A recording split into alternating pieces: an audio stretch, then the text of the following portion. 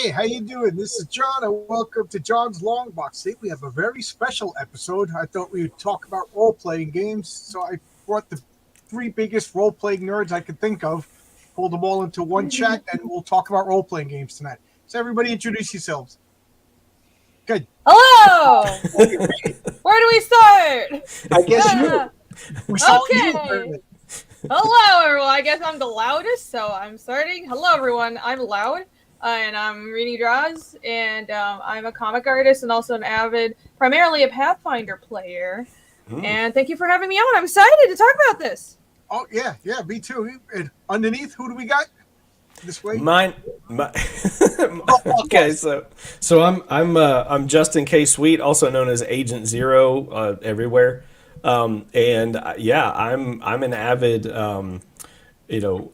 role player as well. I'm just a little I can't wait to get to a table sometime soon. I've not played in far too long, but my experience with role playing games started with with second edition Advanced Dungeons and Dragons when I was 16 years old, and includes all kinds of stuff between then and now, including Deadlands and even different. Actually, I really love Werewolf the Apocalypse, and most recently, I'd have to say Stars Without Number has my number. So. Oh, wow. Oh. Yep. Very cool. Well, I'm Dennis Turner. I'm the writer for Kordrath the Reckoning and soon Kordrath the Awakening. I'm also the creator of the role-playing modules that you can play that ties in with it. I'm actually working on the second one right now. And I have been role-playing since the very early 80s. I started with the original D&D box set, the basic box set. Then they were so cool they came out with an expert box set, and then the rest of the BECMI kind of fell into place. I played every edition of D&D, Pathfinder First Edition, everything from Star Frontiers to the West Indies, Star Wars, every version of Star Trek, Cyberpunk. And even. Did you play Ghostbusters? My favorite games. When I was a kid. Nice. The original Yes. Marvel superheroes role playing. I still have my original box set and a lot of the updates. My favorite superhero game of all times, we played the DC one, GURPS, Village and Vigilantes, Mutants and Masterminds, etc. So a lot of fun. It's funny. We could talk about comic books every week, but we talk about role-playing games. We're getting nerds. Melted with nerds. That's fine. Right. That's fine. It's totally different. Comics aren't nerdy at all. No. I think not I even. have a wooden box over here. I thought it was the original wooden box of D&D, but it's the original wooden box of Risk, and now I can't find my original. If I only did any comparing, I would have grabbed it.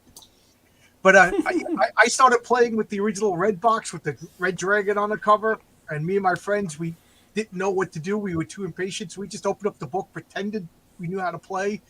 I think we all did that. Dice, and that was how many steps we could move. You know what I mean? And so I brought home the rule book and started reading it, and I was like, guys, I don't think we're playing right. Yeah. Oh, that's so funny. Yeah, but so you Justin, you said you started with A&D second edition. Correct. Yeah, it was in the, of course, by that point, I mean, I'm sure, well, they were still making modules. They were kind of on the tail end. Little did I know, because this was in the mid 90s, little did I know that they were working, hard at work on third edition. And so, so when I jumped in, like it was then, and then, third edition came out, and then of course 3.5, and, and now, then later on you've got Pathfinder kind of became the successor of that. Which, I mean, I'm so glad that someone kind of took that ball and ran with it once D&D lost their freaking mind with 4th edition. Just saying. And then 5th edition ain't much better. So, anyway. The reason why I brought that up, because A&D 2nd edition was my end point. I invested too much money. I spent too much time. I literally wrote notebooks full of maps, and I wasn't changing anything. And my friends didn't. We were all having fun anyway, so we didn't feel a need to jump into. Yes, that's it right there, man. There you go. Now, I am very sad because when we moved, my wife's like, we're running out of room. So I got rid of the bulk of my first, second, third edition stuff, and boy, was I dumb. And I am now on recollecting, trying to get them all back, because that was some of my best role-playing, really was AD&D, the box sets, second edition. Like Dark Sun. Yeah, oh yeah, Dark Sun. Eberron was the only one that I really never really liked. Yeah, there we go. God, Heck yeah, look at that. Oh my gosh. How beat up this is. Dadgum, man. Yeah, that's way before my time. Wow. Yeah. Hell yeah. Fourth edition was I mean, literally, I bought the books, read it, and I'm like, this is crap. Actually threw it out, didn't even keep it. And, you know, a lot of people play fifth edition now, so I do play fifth edition, and my niece, nephew, my family does. So yeah, it's fine. Yeah, no, I mean, it's it is a real good starter. I mean, they definitely really simplified the rules for for fifth edition, especially when you get to third level, because that's when your character really opens up. But the power creep is horrible in that game. Like once you get so high, it's like, how much stuff can I throw at the people? You know, you pretty much have to level the NPCs yourself in order to get them to, you know, be a challenge in later levels. Well, I know Rini's she said she was into Pathfinder, and, you know. There you are. There you are. We started our role playing. You know, we did third edition when it came out. We went 3.5, kind of rechanged it, but we still found a lot of problems with 3.5. So we were actually creating. I still got the original 116-page document where we were creating our own 3.75. And that's what we were doing, is making house rules. Lo and behold, Pathfinder came out. We're like, oh, let's check it out.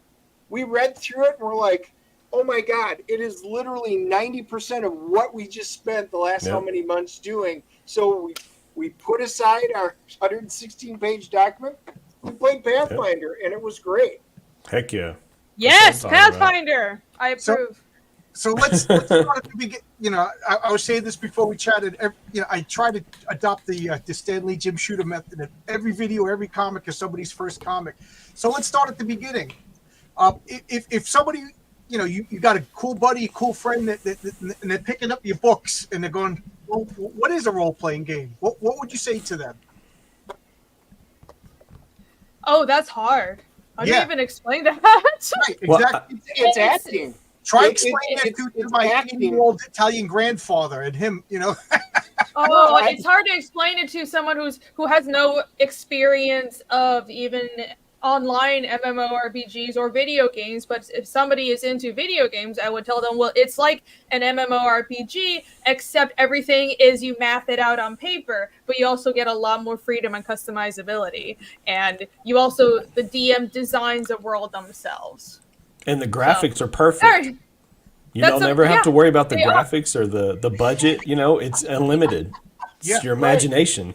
But I tell people it's a lot of acting, you know, and I know people say about LARPing and stuff, but it's acting kind of like improv, but you've got a script and a character that you have to improv along the way within the set of guidelines. And even, you know, somebody like Andy who doesn't role play, but I said, you do improv. So you're kind of halfway there. Mm-hmm. I remember telling a couple of friends that it was interactive storytelling. You know, I said, it's a game with interactive storytelling. I said, you know the Choose Your Own Adventure books? Well, I said, I write that book, and then you guys are picking which pages you jump back and forth from. Well, the important part to kind of like not miss when talking about a role playing game in these ways is to realize that the story, you don't have a story until the game, like your game session or your or maybe your campaign is over with. What you're left with that you developed, the emerging narrative, is what you experienced as you went through it. And so when it's over, that's where the stories are. That's when you relay and you tell your friends, or you have your memories of what your character did on such and such day. Like, I have a vivid memory of a character from a MechWarrior game that I played. I was playing a sniper character who kind of did some, he was kind of a spy espionage kind of guy.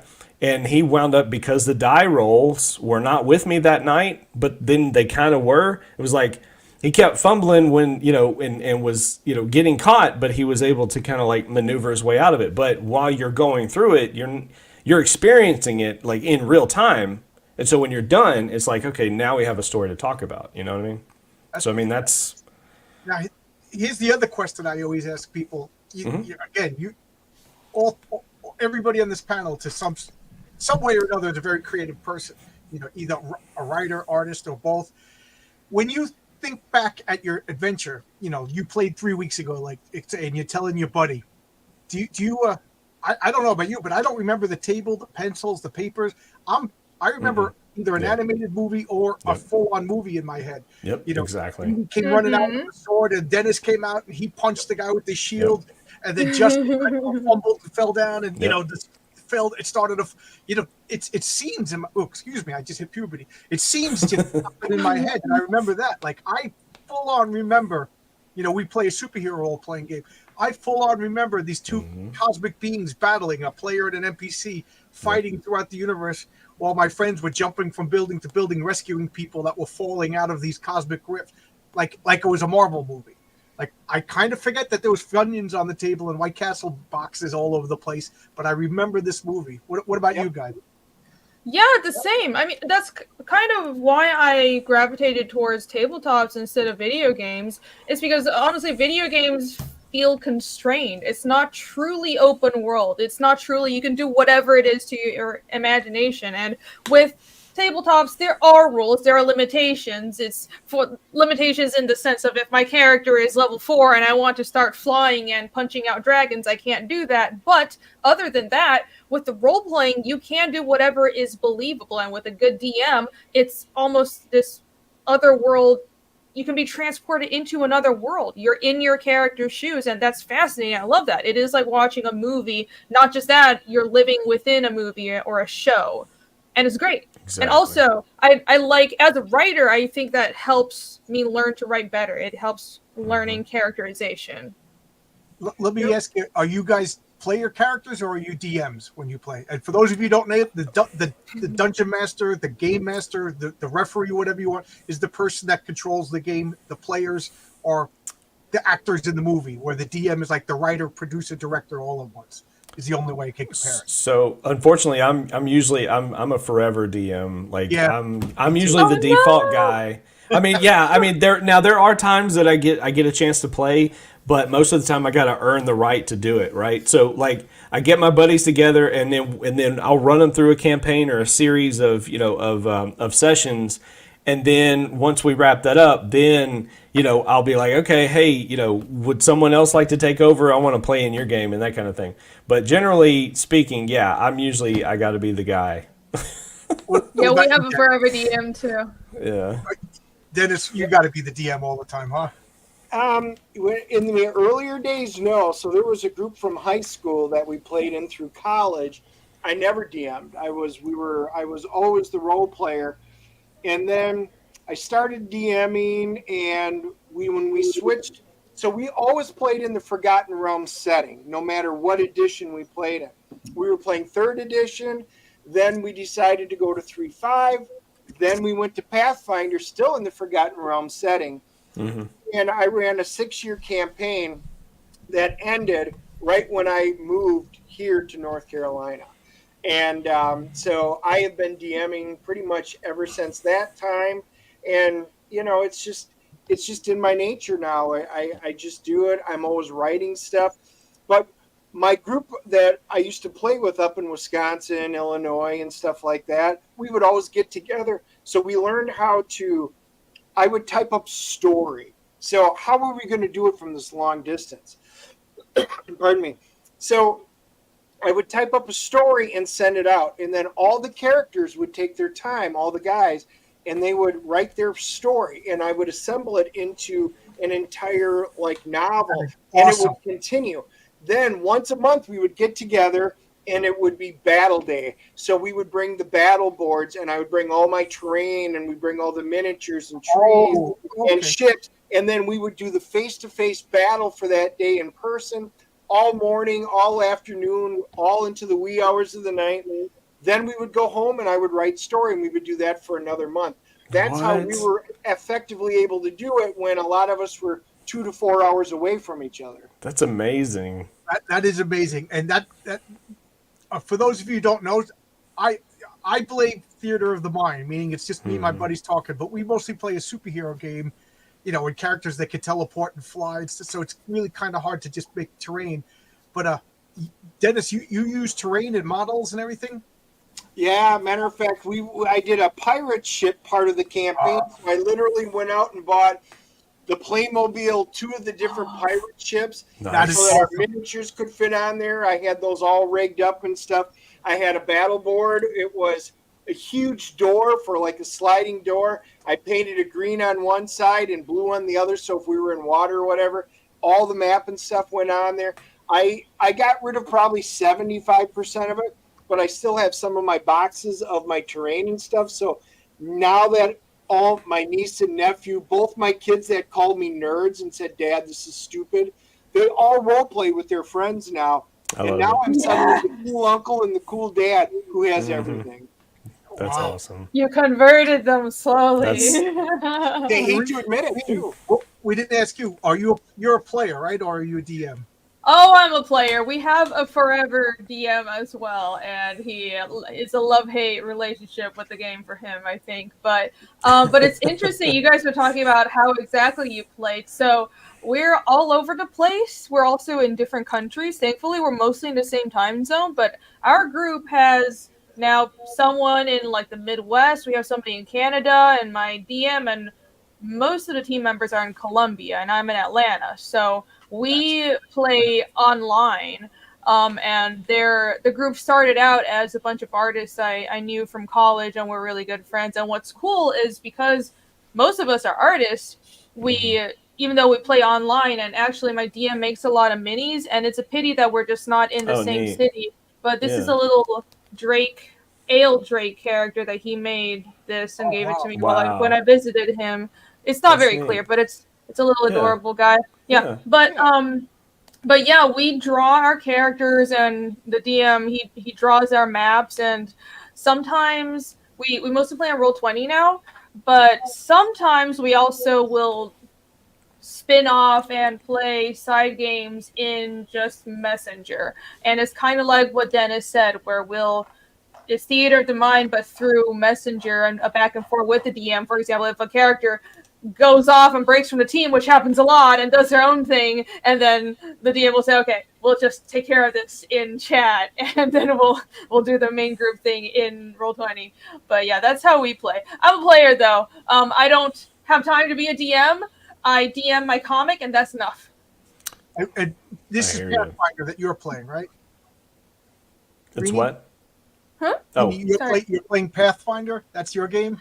Yeah. I almost exclusively play Pathfinder. I haven't been playing as long as you guys. I actually didn't discover. Well, I didn't start playing until after college. But once I actually tried Pathfinder, it has become my only actual hobby because I absolutely love it. And I thought it would be like video games. I never could get into video games, but for the aforementioned reasons, how it's Theater of the Mind and it's all acting, I really love it, and it's I just think it's great. And I tried a little bit of 5e, but it was fine. It wasn't really my thing. I like how crunchy Pathfinder is. Mm-hmm. Dennis, what do you play? What's your game of choice? Right now, when I'm here, I had gotten my niece and nephew 5th edition, but it was the starter box set, so it was simplified. I was just trying to ease them in. That is the one great product that they put out, and it was so simplified that it's kind of like basic D&D, the old box set, very simplistic. They liked it. Well, because of that, I've now got them. They got their own player's handbook, and my niece just DM'd her first session with her friends from high school. And I was like, oh yeah, so proud of my niece. That's like an Italian word. My niece just had confirmation. You know what I mean? You put some money in her pocket like a good yeah. 5th edition is what we're playing. However, because of all the stuff up in the air, we were all panicking because I had done my module that we put out with it, and this is the 5th edition compatible. So any good DM can, if you're playing 2nd edition, 3rd edition, it's so easy to convert. So a lot of people did, but it was what was out there. I'm very gun shy right now with everything going on. If they're going to, the open gaming license, what they're going to do. Yeah. So I had gotten permission, and this is the new one, and I got permission to create the Shattered Reach and use this exclusively. Sweet. So I am going to be creating the Shattered Reach without using a system. I kind of want to think of like the old 2nd edition where, there weren't stats. It was just, here's the world. But the gaming modules, I will probably still do 5th edition for this next one, but I'm also going to try and do an ICRPG version for it.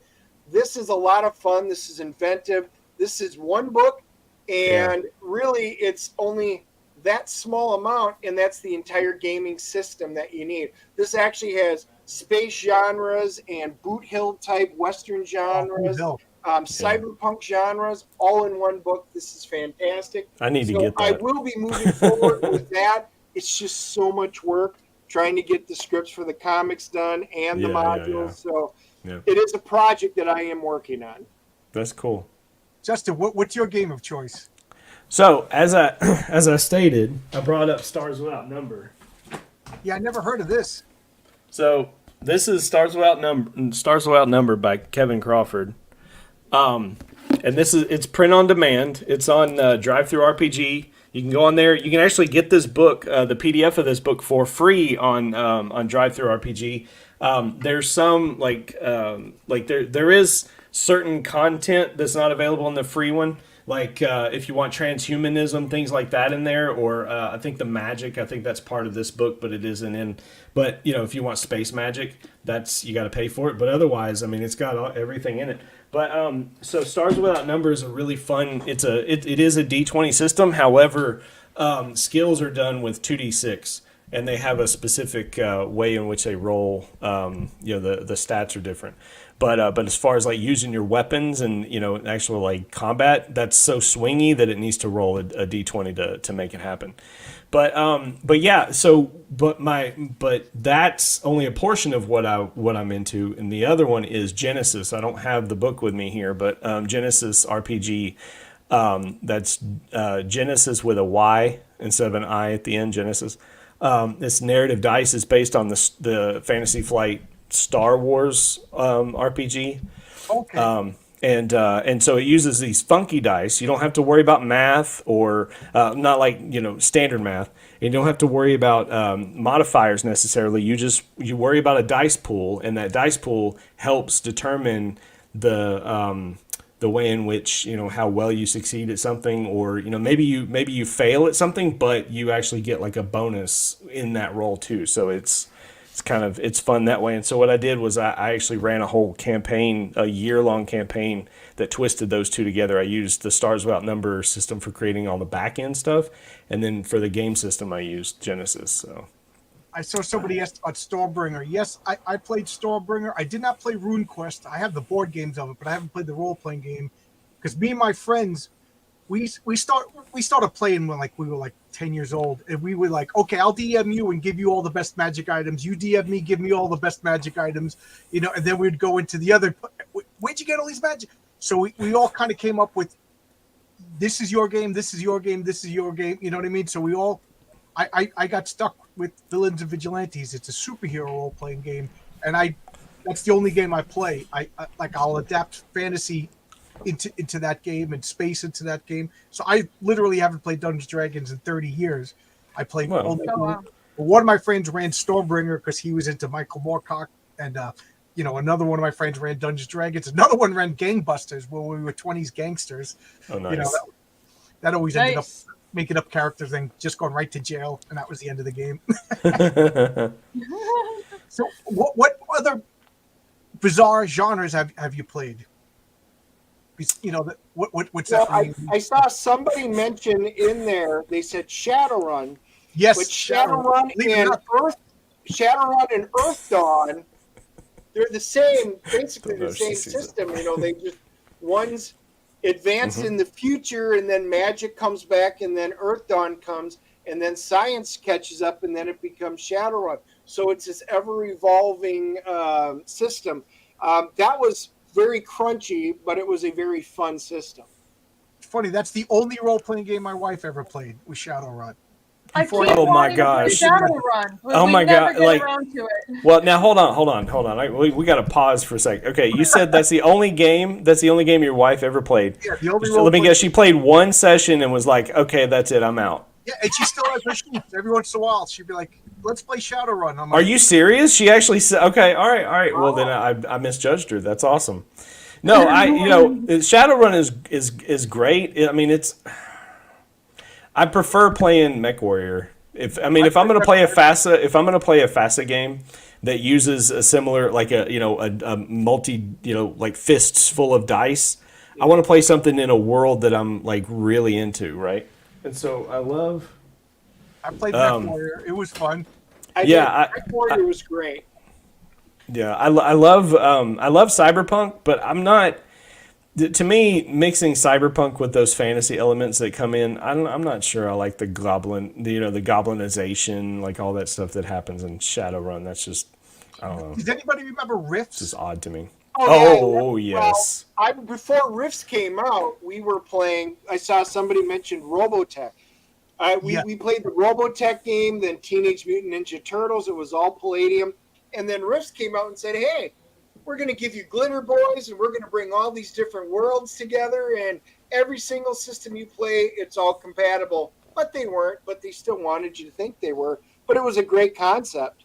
Yeah, Rifts. It used GURPS, right? Generic role-playing system. That was GURPS. Did anybody I think remember it was. Wasn't it based on the core? But I don't think. Well, it was no. pure GURPS. Are you talking? You talking about Rifts? Yeah, Rifts was the Palladium system. I mean, Palladium was all of their games were always the same system. Because you want to talk about power creep? Like it gets. And that was the problem. You had like Teenage Mutant Ninja Turtles, and they're hitting you for SDC, and then your Veritech or your Glitter Boy comes in and they do mega damage. You're like, boom. Okay, they just blew up all the turtles. So it's compatibility issues. Yeah, scaling's horrible. I see some people talking about how Shadowrun rules, LSVRP says Shadowrun rules are messy and it kind of mixes combat with hacking. What I like about Pathfinder and the world that is already set in Pathfinder, because everything takes place in Golarion, and of course you can homebrew it and stuff, is there is a variation of different settings, and I think that's why our group has stuck with Pathfinder for so long, and I desperately want to branch off and play some other stuff, but we're also very attached to Pathfinder. You can play a Revolutionary Era world or a fantasy world, or you can play in an Asian theme, or you can play even Cyberpunk in the same game. I think that's pretty cool. Also, you can play Starfinder. So as far as like an alternative, in my opinion, I think another good one is the AGE. So like the Fantasy Age, the Modern Age by Green Ronin. Matter of fact, I've got this down here that I've been wanting to get on the table, The Expanse, right? This one is Ooh. yeah. This is, and it's all in one book, and so basically what it is it's just 3d6. As long as one of those d6s is a different color and two of them are the same, you roll the dice, and when you roll doubles, you get stunt points, and there's like a list of stunts that you can do, your character can do and whatnot. So. But I've wanted that. Like, if I could, I would love to play that game, or even Modern Age. That sounds like a lot of fun. When was the last time you guys actually played a role-playing game with somebody? Like, what was your last session? Well, like 3 weeks ago. I haven't been playing because I had too much work to do. I usually play every Saturday. I was going to say 3 weeks is not bad. I expected people to say months, but 3 weeks. No, I play my current group. We've been playing for like going on 6 years. So it's the same world too. We have 5 campaigns going in the same world, all in around the same time, but different continuities. But it's all linked, and we play like multiple characters. So I have like 5 or 6 characters, and it's all the same group. It's insane. So, and we're supposed to play every week, but I've been skipping, and my DM's not happy with me. Oh, so they've been playing without you? Yeah, I play. It's been at least a month for me because everybody's so busy right now. I'm kind of slammed. My family's slammed. There's so much going on. So we just are picking times where we can get together, and that's just what we do. As a matter of fact, I mean, I have a built-in play testing group. So like my module before I released it, we play tested it multiple times here with a couple of different groups, and then I sent it to a friend of mine out in Vegas and another one, and they all play tested it. So, you know, I at least got that. So before I release something, it all gets play tested. And Justin, you said it's been a long time since you played a role-playing game? Yeah, we're going on almost 2 years. I haven't, so like once I started like ramping up production on Chrome Dog, it was like, I can't, I mean, and like my headspace completely different, right? And so the last game that I played was right before the summer, not last year, but the year before. And we played Mutant City Blues. That's based on the Gumshoe engine. That's a fun game, and I actually got to play in that game. I played a detective that had who had superpowers. That game is like different. You have different abilities or whatnot because people just started manifesting, right? So they're kind of like X-Men, but later in life. You know, it's kind of like that happens. And so my guy was borderline vampire. I heard you guys mention FASA earlier, and that was one of the weirdest ones we had done. I was a Starfleet Battles. I'm a Star Trek nut.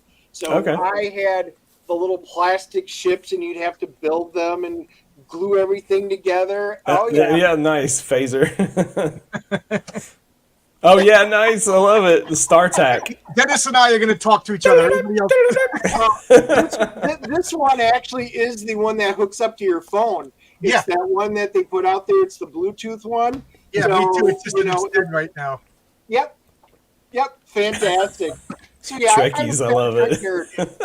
Starfleet Battles was not something a lot of my friends were into, you know. Mm-hmm. But then they came out and they're like, well, this is just, you know, combat. What about the role-playing? So they released a role-playing edition to Starfleet Battles. I remember picking that up, and I'm like, hey, this is cool.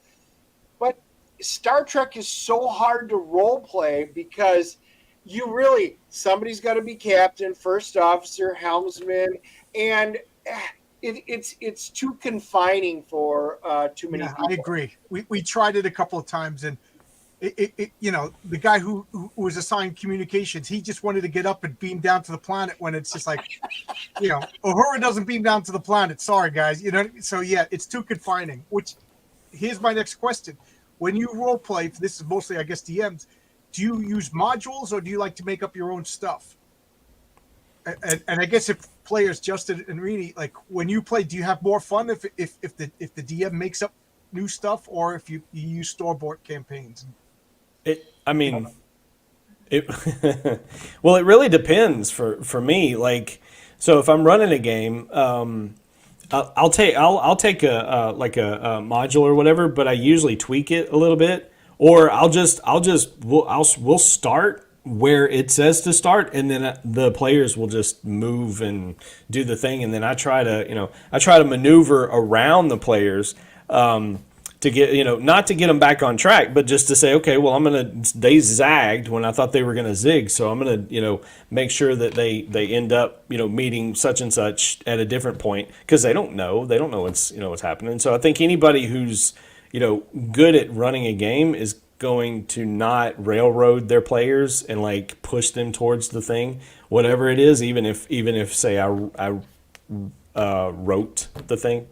But no, I prefer to go seat of my pants, to be honest. I was going to say, Dennis, using your Core Dureth modules, that's yours. You wrote that. So that's, you know what I mean? That's if you say you like your module. I don't use modules. I do everything and I develop it. Matter of fact, for each session, I usually put about 40 hours, maybe 50, into the gaming session of prep.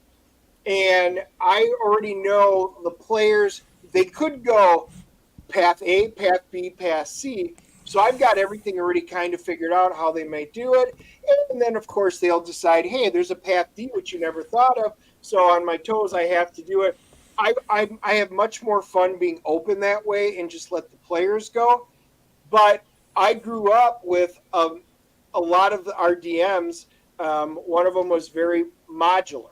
So we would run a module, Temple of Elemental Evil, the Giant series, whatever the case may be. I died in the Temple of Elemental Evil. As you should. Yeah, I died in the Tomb of Annihilation. Yeah, as you do. I died in the Keep in the Borderlands and the Ghost Tower of Inverness. I should make a T-shirt. Oh, I died. like a rock band tour. Yeah. Here's a good question then. What do you do with that one player that just wants to disrupt the game? There's always one. Either they don't get it or they just feel like making a nuisance out of themselves. Give them consequences, and not from me, but in the game. Like, I'll give you an example. My son was playing I almost said Hobbit, a halfling thief, and in broad daylight, right? He decided, if they go to this general store and they're gonna walk in, I'm like, okay, the door's locked, and again, daytime. And I even reminded him, I'm like, yep, there's a guard right over there. And he's like, well, I'm going to pick the lock. I said, okay. And so he picks the lock and they end up in jail. And it's like, That's a good solution. I mean, and then, but then, eventually they have to like find their way out of that predicament. And that, that makes for a more compelling game. But at the same time, I mean, as long as that character, like, the player's like, oh man, this guy's not really messing around, or whatever's happening in the story. I think far too many people get a little heavy-handed with, slapping someone's hand down if they're misbehaving in real life. Yeah. And it's like, What because about we don't. You don't want to be too controlling either. Yeah, exactly. Yeah. Because we're all different people, But there's two possibilities of people that the level of destruction. There is the one that's knowingly trying to disrupt the group because that's what I'm talking about. Or there's the one who just is so bad at role playing that winds up, having I was about to say stupid things. So I've seen that more. Yeah, I'm more forgiving for that. Right, but it's how you work with them. Like on the ladder, if you've got it, maybe you were a paladin or a druid or whatever. So you did something against your gods, your abilities. So they remove your abilities to shapeshift and do stuff. You have to atone for it. Paladins have to go on a quest, whatever the case may be. But a lot of times they don't try to be buttheads. They just do bad things because they don't think things through. So you kind of help them, hopefully, figure these things out and do it, versus the ones that try to disrupt you. And finally, if you've got guys that's all they want to do is disrupt you, well, then you just make it where bad things happen. And I had both players. Yeah, that's the problem we tend to have. People that just forget what's going on. I had one friend who just couldn't get into it. He wanted to play. We were all buddies. We were all hanging, and he just wanted to play. And he just, and we would all be like, "What do you do, James?" We would all look for him, and he'd be like, I don't know. What should I do?" And then one time it was just obvious. Don't attack this guy. Don't attack this guy. He's, this guy's gonna kill us. And then he just goes, I attack. And we're like. What do I do as the DM? Tell him no. You don't. So it was, and that was like, I just don't get it, guys. I'm not going to play anymore. He left, halfway. And then I got friends that just, they wait for it's their turn and then just, sabotage my whole story. And I'm like, dude, I've been working on this. Like, I get furious. Like, if you're doing it in bad faith, because whatever, you're mad at me. I don't know. I had one friend. We had a political argument 3 weeks ago, and then next time we played Dungeons, he just wanted to sabotage the game. I'm like, dude, I'm an adult. We could disagree, whatever. Now you come in just to ruin something that I've been working. So I got really upset, but I didn't yell in front of everybody. But I think his character got no, that's shitty, and I mean, it's a fine line, or it's hard to explain. I think some people just don't really mesh well with a tabletop role-playing experience. I think part of the reason I don't DM is also that the one time I tried to DM, I had a really bad experience where, and these were very good friends of mine, but I was trying to introduce them to Pathfinder, and I drew up like a basic game board. Ooh, I dropped something. And I was just like, okay, here are the basic rules, and you guys use these like tiny little temporary figurines that I have, and I'm gonna run a module, and they were just like making a joke out of it, and I'm like, yeah, it's a game, but you're not taking it seriously. Right. And they just didn't get it. And it was so frustrating for me because it's like you have fun, but you take the game seriously at the same time. And that's a thing you have to understand to play tabletops. And I remember I was ready to flip the table and I never DM'd again. It was a horrible experience. There's that fine line that you want to get with players. Absolutely. I remember we played this game and one of the NPCs was like the rich billionaire sponsor of the superhero group, and things just happened that not only is he in the middle of the danger, but his girlfriend, who was just some Playboy model that he was just wooing, two people had no business being on the spaceship and everything, and so it was just funny that they were comedy relief. But then one of the bad guys had the ability to create illusions, but they didn't know he had illusions, and he just did and just slit this girl into pieces, but it was an illusion. Everybody was joking and laughing and like protecting her and making fun of her at the same time. And then that happened. You could have heard a pin drop in the room. And everybody was, you know what I mean? It was excellent. And then they were so relieved when they because somebody had hit the bad guy, knocked his illusion, and she was there. They were like, "Oh my God, he had a." It was. I'll never forget that. It was like you said, we were laughing and joking. But then when it was time to be serious, everybody's just got tension, and it was so much fun. And you can't explain that to people. You three people understand that. The people in this chat room understand that. But I can't talk to my Italian grandfather and explain that. Who is this girl? You let her get it. She doesn't really exist, Pop-Up. But it matters. You don't understand. Yeah. We really feel it. Yeah. Oh, that's good. Also, Alex, I saw your question about the Nina card. Let me answer that real quick. So my Nina card, by the way, these are my trading cards for Fiendish, and these are my campaign stretch goals, and they're all statted out. They're creatures and characters statted out in Pathfinder. But nice. The grapple to damage on Nina, who's an animal companion. Look, it's a kitty cat. Pathfinder has constriction damage if you grapple. So that's what grapple to damage means. So there you go. I plan on doing. It's apparently something that you can have with an animal companion. I forgot until I looked it up just now. I want to make cards with the stats for my characters too for my role playing game. I'm trying to get permission from Fantasy Games Unlimited, but they don't seem to want to respond to emails. So if anybody knows Fantasy Games Unlimited phone number, I don't want to get in trouble, and I really, really want to do it. Oh, you could just. I mean, yeah, this is like open source. I gotta. I may be able to. I may be. And that's Villains and Vigilantes, right? Yeah, Scott. Yeah, I got a connection. Please, I want to do right there. Awesome. Yeah, I forgot all about that. My bad. So, I remember one story.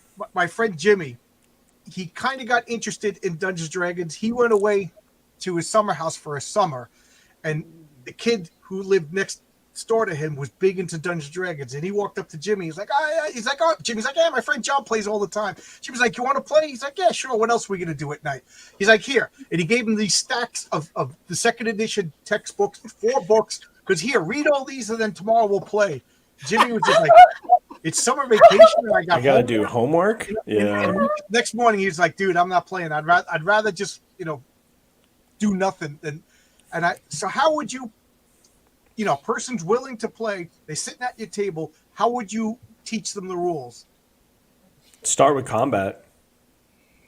Just rolling dice, just having fun, rolling dice and saying, hey, here's, and you use maybe like 1 or 2 stats and explain the scenario, like what's actually happening in the moment, and kind of like use like cues that they give you as far as like what kind of character they want to play maybe in that moment, and then you kind of just have them fight the thing, and then allow them to kind of like describe what they're doing in that moment, and that's what I would do. I think we usually start out with role playing to get a sense of the back and forth first, and ease into the combat.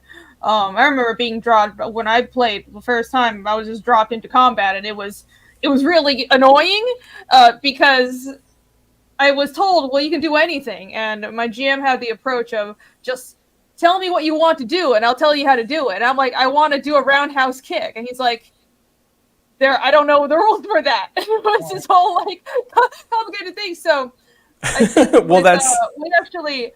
I mean, that's just an unarmed strike, basically. But I don't know why he was like, oh, we don't know how to. exactly. Actually, no. I think he figured out something pretty cool. But we I think we start out with theater of the mind or social combat.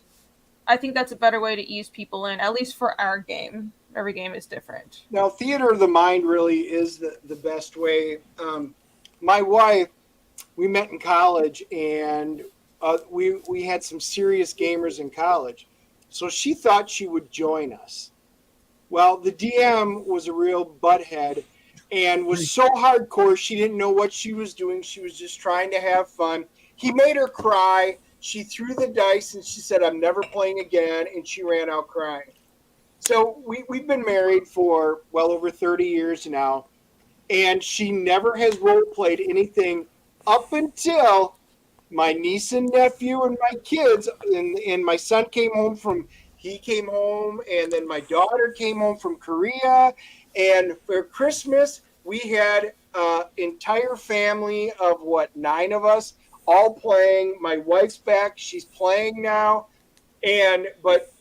You know, she had to do a little reading, but just like the kids, start with the basic stuff. Let's worry about these few stats, acting. What is it that you want to do? My nephews, I want to have a wolf. I want to be a doge. And, so I let him make a doge, which is a dwarf in the world, but he looks like a doge, like Dogecoin. and, you just let them run because it's all imagination. And because I allowed him to do that, he thinks this is the greatest thing since sliced bread. Yeah. Yes. Here's a horror story from my childhood. I had 2 different DMs at 2 different points do basically the same thing to me. But maybe I was being a jerk too, but we evolved from hack and slash. We'd kick down the door, fight the monsters, divide the treasure. And then I started really wanting to get into the story. So I was like, why am I in this dungeon? Like in the middle of the dungeon, my character must have had a philosophical moment. What are we doing? Existential. An existential crisis in the dungeon, killing goblins. You know what I mean? What are these goblins? What am I doing with my life? What if the goblins can be fixed? What is this blood on my hands? What am I doing? I was thinking, how did they get in this dungeon? Why don't they fight each other? Shouldn't they just be dead? Why aren't they mating? What is happening? So we started to realize that we wanted to do more role playing into the story. So now we evolved into role playing, and we're in the city, and me and the other character, was 3 of us, 3 characters, 1 DM. We wanted to do something, the other guy wanted to do something else, but the DM wanted us to do a third option. Mm-hmm. So he literally had this blue hand come out of the sky and push us to where he wanted to go. Oh no! I just remember right then and there. Why were you even? Why exactly? That's the thing about. I mean, you don't want to take away a player's agency, and honestly, that's one of the things that makes horror games so much fun. Is because when you start to lose your ability to have agency, like when you're playing werewolf and you frenzy and you're no longer in control and your character is starting to attack other players because you're in that mode, that really adds to the horrific element of it all. But when you have that's horrible. Yeah, I'm sorry, man. That sucks. So I call that blue hand DMs. Have you guys ever encountered that? Not to that extent. I have experienced some railroading, but not like that. Railroading. We ran a campaign and it was Ravenloft. So Ravenloft is kind of the really bad version of D&D where you're in Barovia and you've got, you get tanked And the more taint you get, the worse it is. You lose actions. I, of course, decided I'm going to play a paladin where everything, you're this shining beacon, and everything which is evil, which is the entire realm, comes after you, right? So you do get railroaded in, and there's a lot of bad things that happen. It wound up being some of the least fun role playing because of that. Whenever I play with new people, I always say there has to be a chance of success and there has to be a chance for failure. So I said, so if your characters die, your characters are going to die. Otherwise, there's no tension, and if there's no tension, there's no point in playing, because that's where the fun comes in. I'll be right back. There's no consequence. And that's but believe me, you have agency. You guys could do what you want. And if you're legitimately new and you're confused, I'll help you. I'm not a bad guy. It's to have fun. Well, so in that realm, I mean, especially nowadays, we have things like Lions and Veils and X cards and things like that. Like, what's been your experience, if you don't mind me kind of asking you a question? What's your experience with playing with players that are like, hey, I don't feel comfortable going there, with like gore or with like descriptions of violence or anything like that? Like, have you ever had that? I never had that yet, believe it or not. And it's for the most part, like I've been playing with people around my age, and people, us. Oh yeah, for sure, yeah. Generation X and before, we definitely are like, we don't give a shit, it's like, no, that's why it's like some of this stuff is unplayable anymore because of all the. It's like, are you serious? I actually censored myself. I watched the movie Bone Tomahawk. I don't know if anybody has ever seen it. I need to. And I said, those are finish orcs. that one. Those are orcs. The way they live, the way so. I made up a campaign. The orcs were coming. They were just like horrified, to the point the players were like, "We got to get out of here." Yeah. From orcs, and I was like, "That's the way." So if Renee, do not watch Bone Tomahawk. You're making me want to watch it now. It is. It's a Western. It's a Western horror movie, basically. Yeah. I need to finish it. I only got to a certain point. Wasn't it the same guy that did? Wasn't it Cell Block 99 or something like that? I don't know. I know he's made other movies. Brutal. Yeah, but it's brutal. Kurt Russell, as the sheriff rescuing a woman from basically orcs is the only way to describe it. It's cowboys versus orcs. It's awesome, and it's gory. That sounds great. It's the most disturbing. The first scene in the movie, you're like, oh. I want to see that. Yeah, I'm a fan of Berserk. I have no problem with that. Okay, there you go. You might be. Love it. Nothing scares me. There we go. I got some backup over here. But other than, you were mentioning hack and slash, and that's what I was trying to find, because I started off with Monty Hall, and I think everybody did.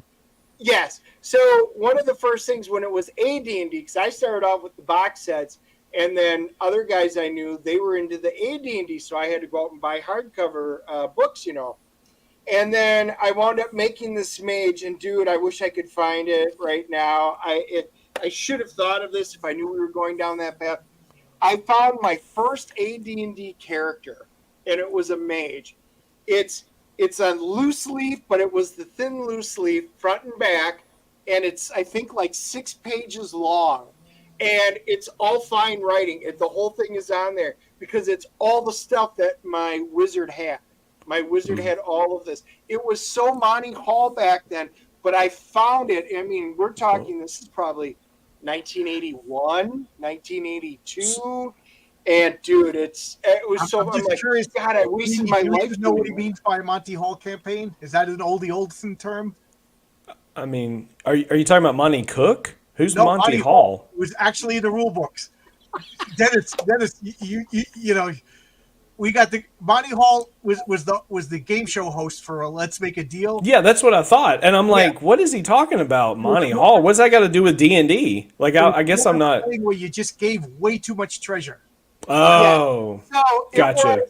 When you hear hack and slash, well, we're playing a hack and slash adventure. You're going in there. If you're playing a Monty Hall, that means no matter what, you've got more treasure you could write down. It was another type of like a hack and slash game. It was another I'm sorry, I didn't even click on me that people wouldn't know it. I'm just Yeah, I was laughing. Well, no, I mean, no, like, well, that's just it. Like, I know Monty Hall, and I know Let's Make a Deal. You know, he was asks actually in the the woman, "Hey, do you have this in your purse?" And if they do, then what's behind door number 3? Or whatever. That's how Right. people I got you, but like, I never made that connection to D&D.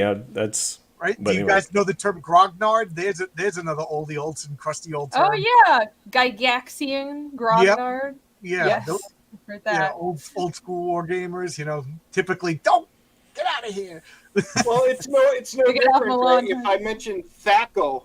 Yeah. To hit armor class 0. One of the guys today just she Reenie's like, what is that? What is Thaco?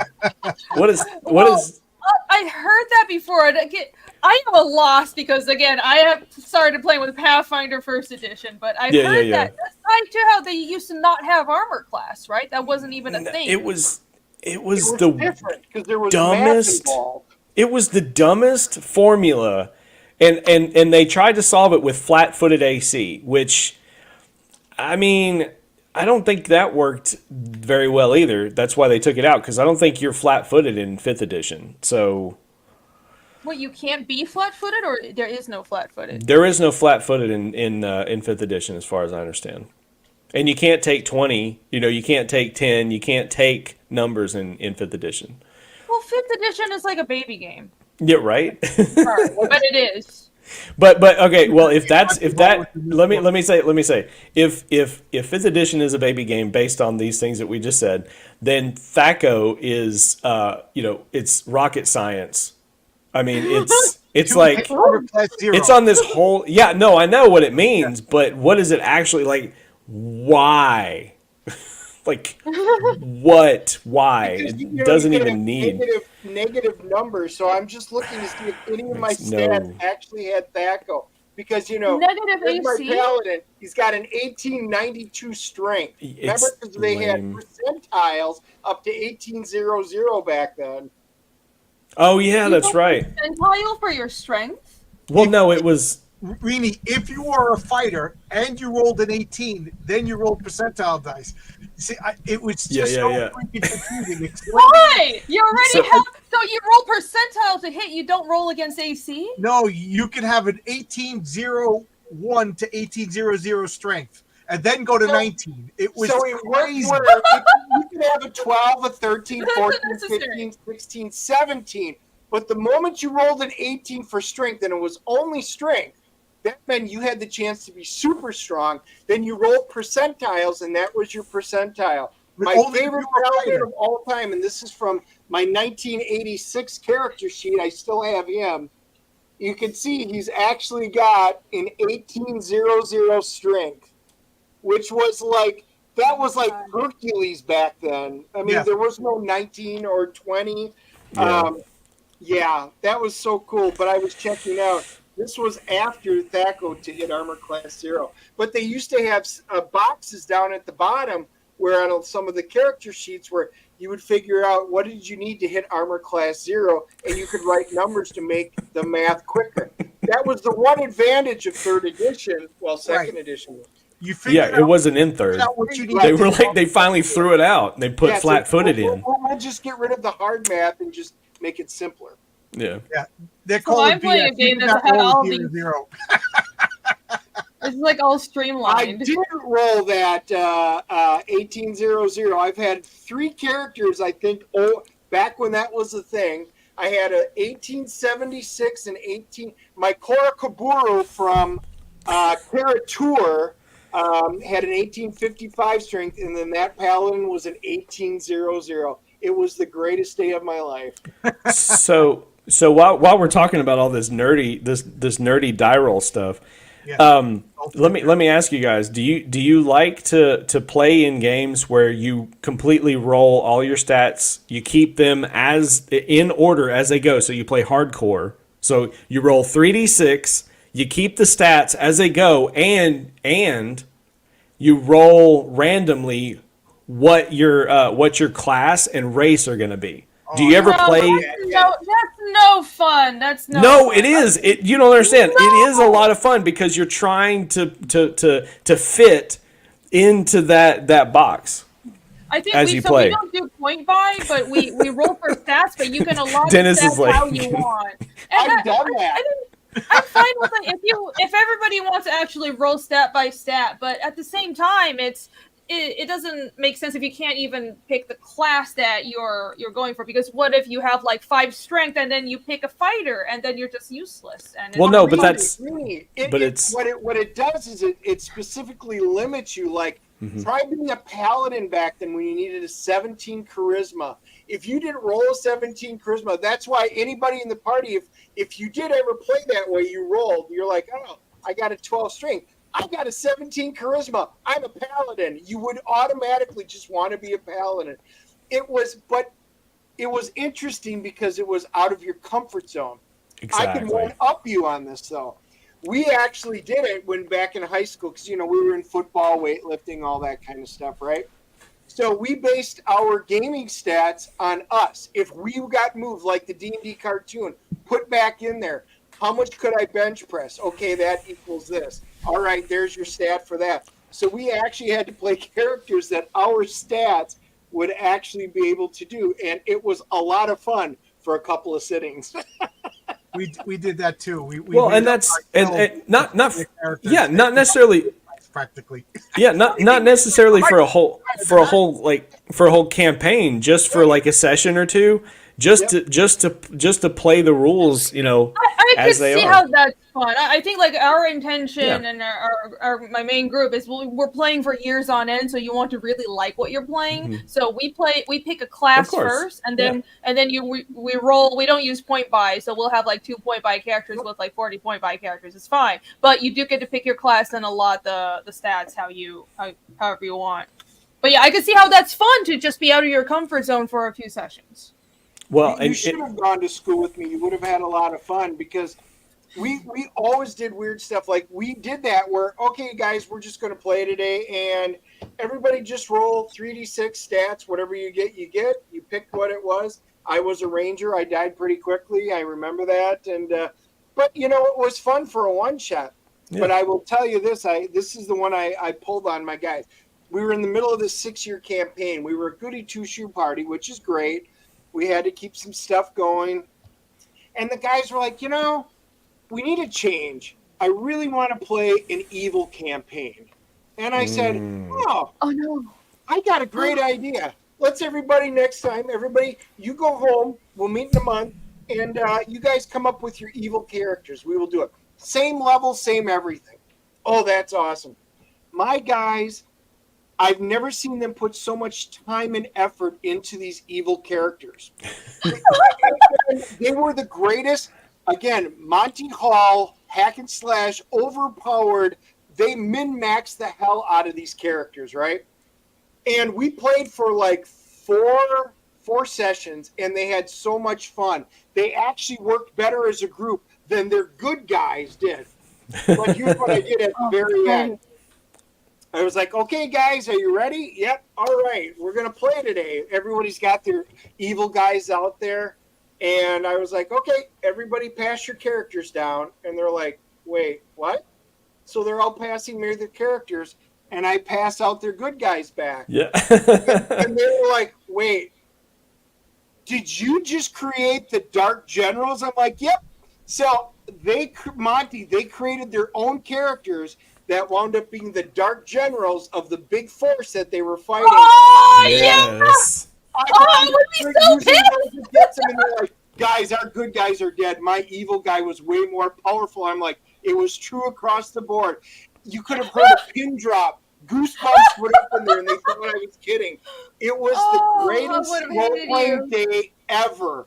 And then they realized that they were screwed because their evil guys they made were so much better prepared. Oh God. I played a one-shot campaign. I totally ripped off that Next Generation, the guiding light, when he picks up the flute and he gets sent back into the past. So one of the characters picked up a magic spear, and then I just had like little strips of paper. Everybody took a strip of paper, and that told them the name of their character, and I had prepared characters in a prehistoric, like Kull the Conqueror type of world. Oh, neat. And this was a superhero game. Yeah. superheroes that were literally exploring ancient ruins, and now they're transported into the heyday of the civilization with characters that, and each one had a secret motivation. Each one, really had nothing to do with their main characters. Yeah. It was good for one campaign. It was fun. They had a blast doing it, but you know what I mean? But because they knew it was really no consequences. You know what I mean? Like, if I die, I'm gonna. I mean, and one of the characters came back with the knowledge of what happened, and then he ended up. That was the second. I mean, that was when and it's really cool that you mentioned that, because we see echoes of things like that in like video games like Fallout 3. Where you're not your character, you're like trapped inside a television show or something for a while, and then you got to like figure your way out of it. That's pretty cool. Yeah, it's a cool idea. B Powers just he just gave me a good question here, guys. For your DM, what was your best character death? And for you players, what was your best character death? You know what I mean? Like, what was the most memorial death, whether you were the DM or the player? I had a character get sucked up into a tornado and shredded to pieces. It was pretty good. Yeah. Yeah, but I haven't gotten that many characters killed. I feel like I should have. I really look forward to killing more of my characters. But this one guy, it's a pirate campaign, and we got in bad with a bunch of dryads, supernatural fae creatures. Not dryads. There were these fae by this cub that they really hated us. So we had a chance to make some diplomatic deal with them when we totally fucked it up. So of course we did. So because we're like, we could just joke around. They're actually on our side because they're kind of playing it coy, and we thought it was no big deal. Oh, they're fae, it's fine. And then she kind of had enough of our bullshit and joking around. She's like, you know what? Fuck you. And a tornado appeared on our shit, and my character got sucked up into it. He failed one reflex save to jump out of the way and was neat. Shreds. Nice. The tornado. I actually, my worst one is probably, I got a lot of them. My paladin that I just showed you the character sheet for, he was cursed. If you needed to roll anything but a 1, he would roll a 1. It was constantly, and I played this character for probably 12 years, in a campaign. It was just cursed. But he wasn't the dead. My dad, I actually had a druid, another cursed character, and everything went wrong. I finally just got a magical scimitar, right? This great magical scimitar. I got my first magical weapon. I'm all excited. And we're fighting this wyvern that came out. And I'm like, haha. And the wyvern wound up grabbing me in his mouth, basically flying off, and it was crunching me. So the guys are trying to shoot the wyvern down. Arrows are hitting me while I'm in the mouth. I'm sitting there with my sword hanging out there. And they're like, yeah, he's not going to survive. And they're like, son of a gun, look at that. He goes, he's going to die, and he's taking the great magic item that he just got on there. So the DM goes, well, you got to make your save. Oh, I failed. Okay, you're dead. Now, roll this, and if you roll a 1, you drop the magic scimitar. Of course, I rolled the 1, and they're like, oh, well, he died, but at least he dropped the magic scimitar. So the party got to keep the magic scimitar that I died in the wyvern's mouth flying away with. That's nice. Justin, you got a memorial death? Mine's very anticlimactic. I've okay, so of the sessions and of the campaigns that I've played, that one that I told you about was the only one that I was able to play through completion. So I've actually never experienced character death of myself nor my players. So because games just that's the sad part, man. When you start a game and you start rocking and you actually everyone's invested, the next thing you know, it just these campaigns will fizzle. They'll fizzle on you, man. In that same story that I was talking about, they were all in Greenland. It's a superhero story. The ice was melting, uncovered ruins, and now the bad guys wanted the ruins. Long story short, they launch a nuclear bomb at the players. My friend Jimmy's character is a robot, and his superhero name was Utensil. I thought that was the greatest. And he I love it. Gadgets would come out of his He has arm. many uses. Yeah, exactly. He goes, don't worry, guys, this is what I'm built for. I will dismantle the bomb. He's like Bender. He flies up, captures the bomb, and I said to him, Jimmy, anything but a 1. You know, you have all the skills, you have all the devices. And he rolled a 1. Anything but a 1. I said, And but he keep rolled in a mind, 1. this is going to be 400 damage. You know, and he goes, well, he rolls a 1. And he just turns around and he goes, bye, everybody. Killed the entire party. Everybody died. Bad guys, everybody. No. Oh, no. Yeah, we haven't had that. Yeah. Death of Utensil. I love that. That's so good funny. That's a good Yeah. name. Wow. You Love know, it. yeah. Now I can't include that story in my comic books because everybody's like, I heard that story already. Nah, do it anyways. They won't notice. So the question I was going to ask, do you guys actually get to finish campaigns? Apparently Right. not. Well, apparently, I mean, that was pretty much, I mean, I already answered that. I got to finish Yeah, 1. Yeah. My entire life, I was able to finish 1. Dennis, have you finished any campaigns?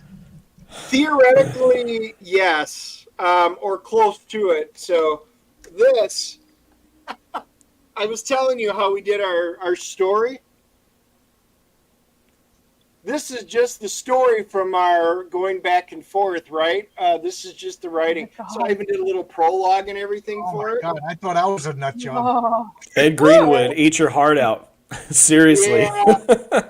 So we did this, and we wanted to finish this one. We finished as a player. We finished a lot because one of the DMs was always module driven. So it was this module, that module. We'd always finish the modules. But for me running, like I said, this was the big 6-year one where, you know, they took the evil characters and I had to run them through it. But we were moving. Nice. So we got, guys, we got to finish it. So we did one big weekend battle sitting on there. And then I said, we're going to have to finish up through story because I'm literally packing up and leaving. And that's what we did. So theoretically, we almost did. We're probably just really 1 day short of finishing. But that's been the closest of any of the ones for me running. Oh wow. Yeah. Yeah, Really, we what don't about you? tend to finish any. I mean, like I mentioned, our same group with not quite the same people, but the same core of people, because you guys know how Mhm. gaming Yeah, groups people work. come in and out. Yeah. We've been, but we like a core group, you know, and we have a pretty steady group now, but all of us who, you know, met in art school, we've been playing for like 6 years, and we've finished. The only module we've finished for sure is Brine Wall, and we actually managed to play through the whole thing. And we're taking we're taking the characters off to Sandpoint to join Rise of the Rune Lords because we have multiple Okay. campaigns all going on at the same time, and we have different characters. And Yep. the reason that happened is we started out with Rise of the Rune Lords, but we had so many characters leave, and actually everybody died except my character. So my character Yeah. is alone in Magnamar with nobody else. And then the DM's like, you know what? Let's go play somewhere else, and then let's train the other characters up on their own separate adventures. And then everyone will regroup and form a team again, and that just hasn't happened because we keep on getting distracted, and we fuck off to the Eye of Abadago or something, and now we're pirates. So that's why we haven't finished anything, and we have all these different threads going all over the place. So we did finish Brine Wall, and eventually we'll meet up, we'll finish Rise of the Rune Lords, and we'll go through Jade Regent Nice. someday. In college, I went to Stony Brook University, and we would party on Thursday nights, just raging keg parties, and then everybody would go home on Fridays and Saturdays because Stony Brook was on Long Island, and everybody would go home to Long Island. You know, not too many people from out of state, out of Long Island, went to Stony Brook.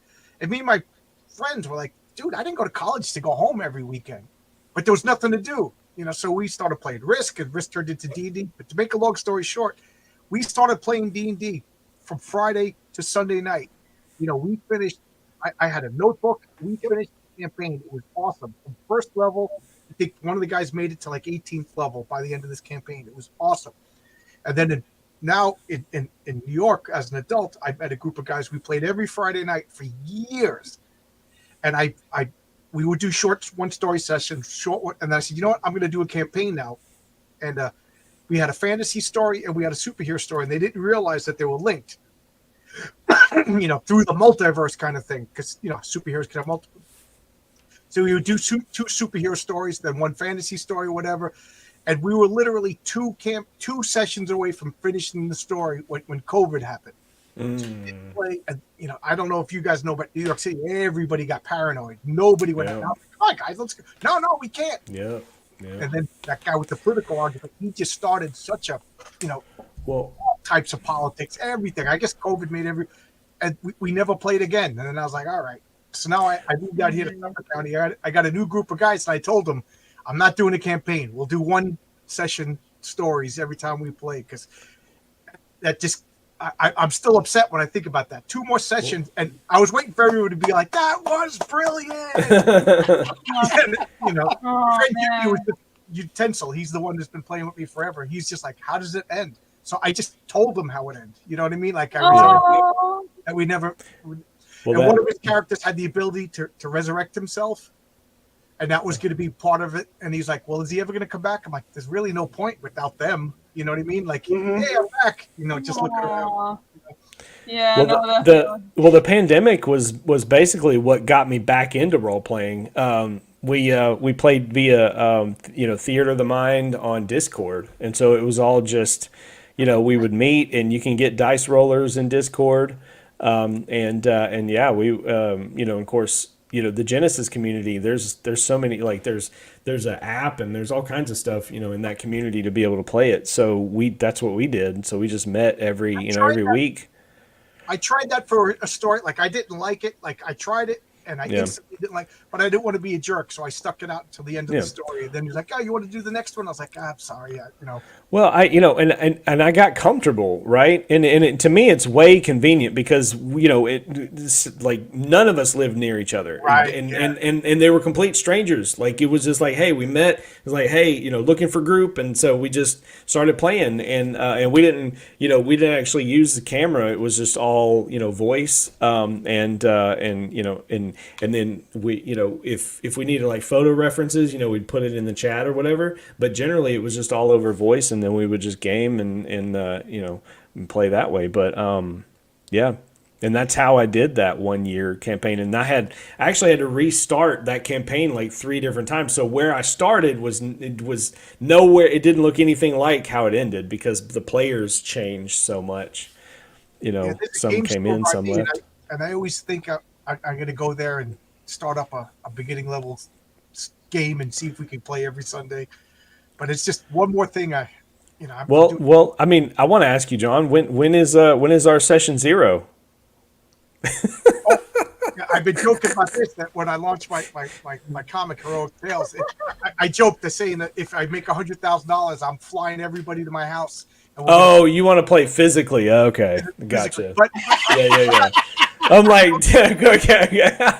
But Justin, I'm not kidding. Like, when my campaign's going, to drum up interest, to keep people playing, I will. I'll do a live, whatever the stream session of role playing. Why not? If we can get a couple of people to commit, because first night will be character creation, and if you want to do that, whoever.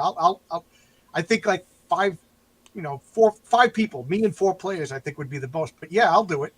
People have been talking me into it, so that'll be fun. I don't know why I found it all of a sudden difficult to talk.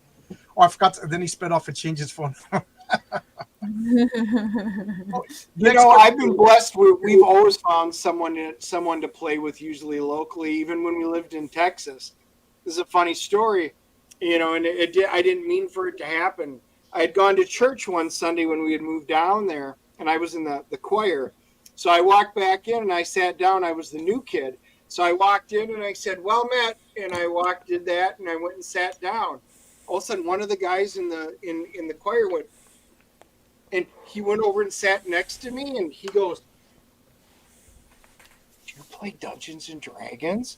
And I'm like, yeah, why? He goes, you said well met, which tells me you play Forgotten Realms. And I'm like, I do. My God.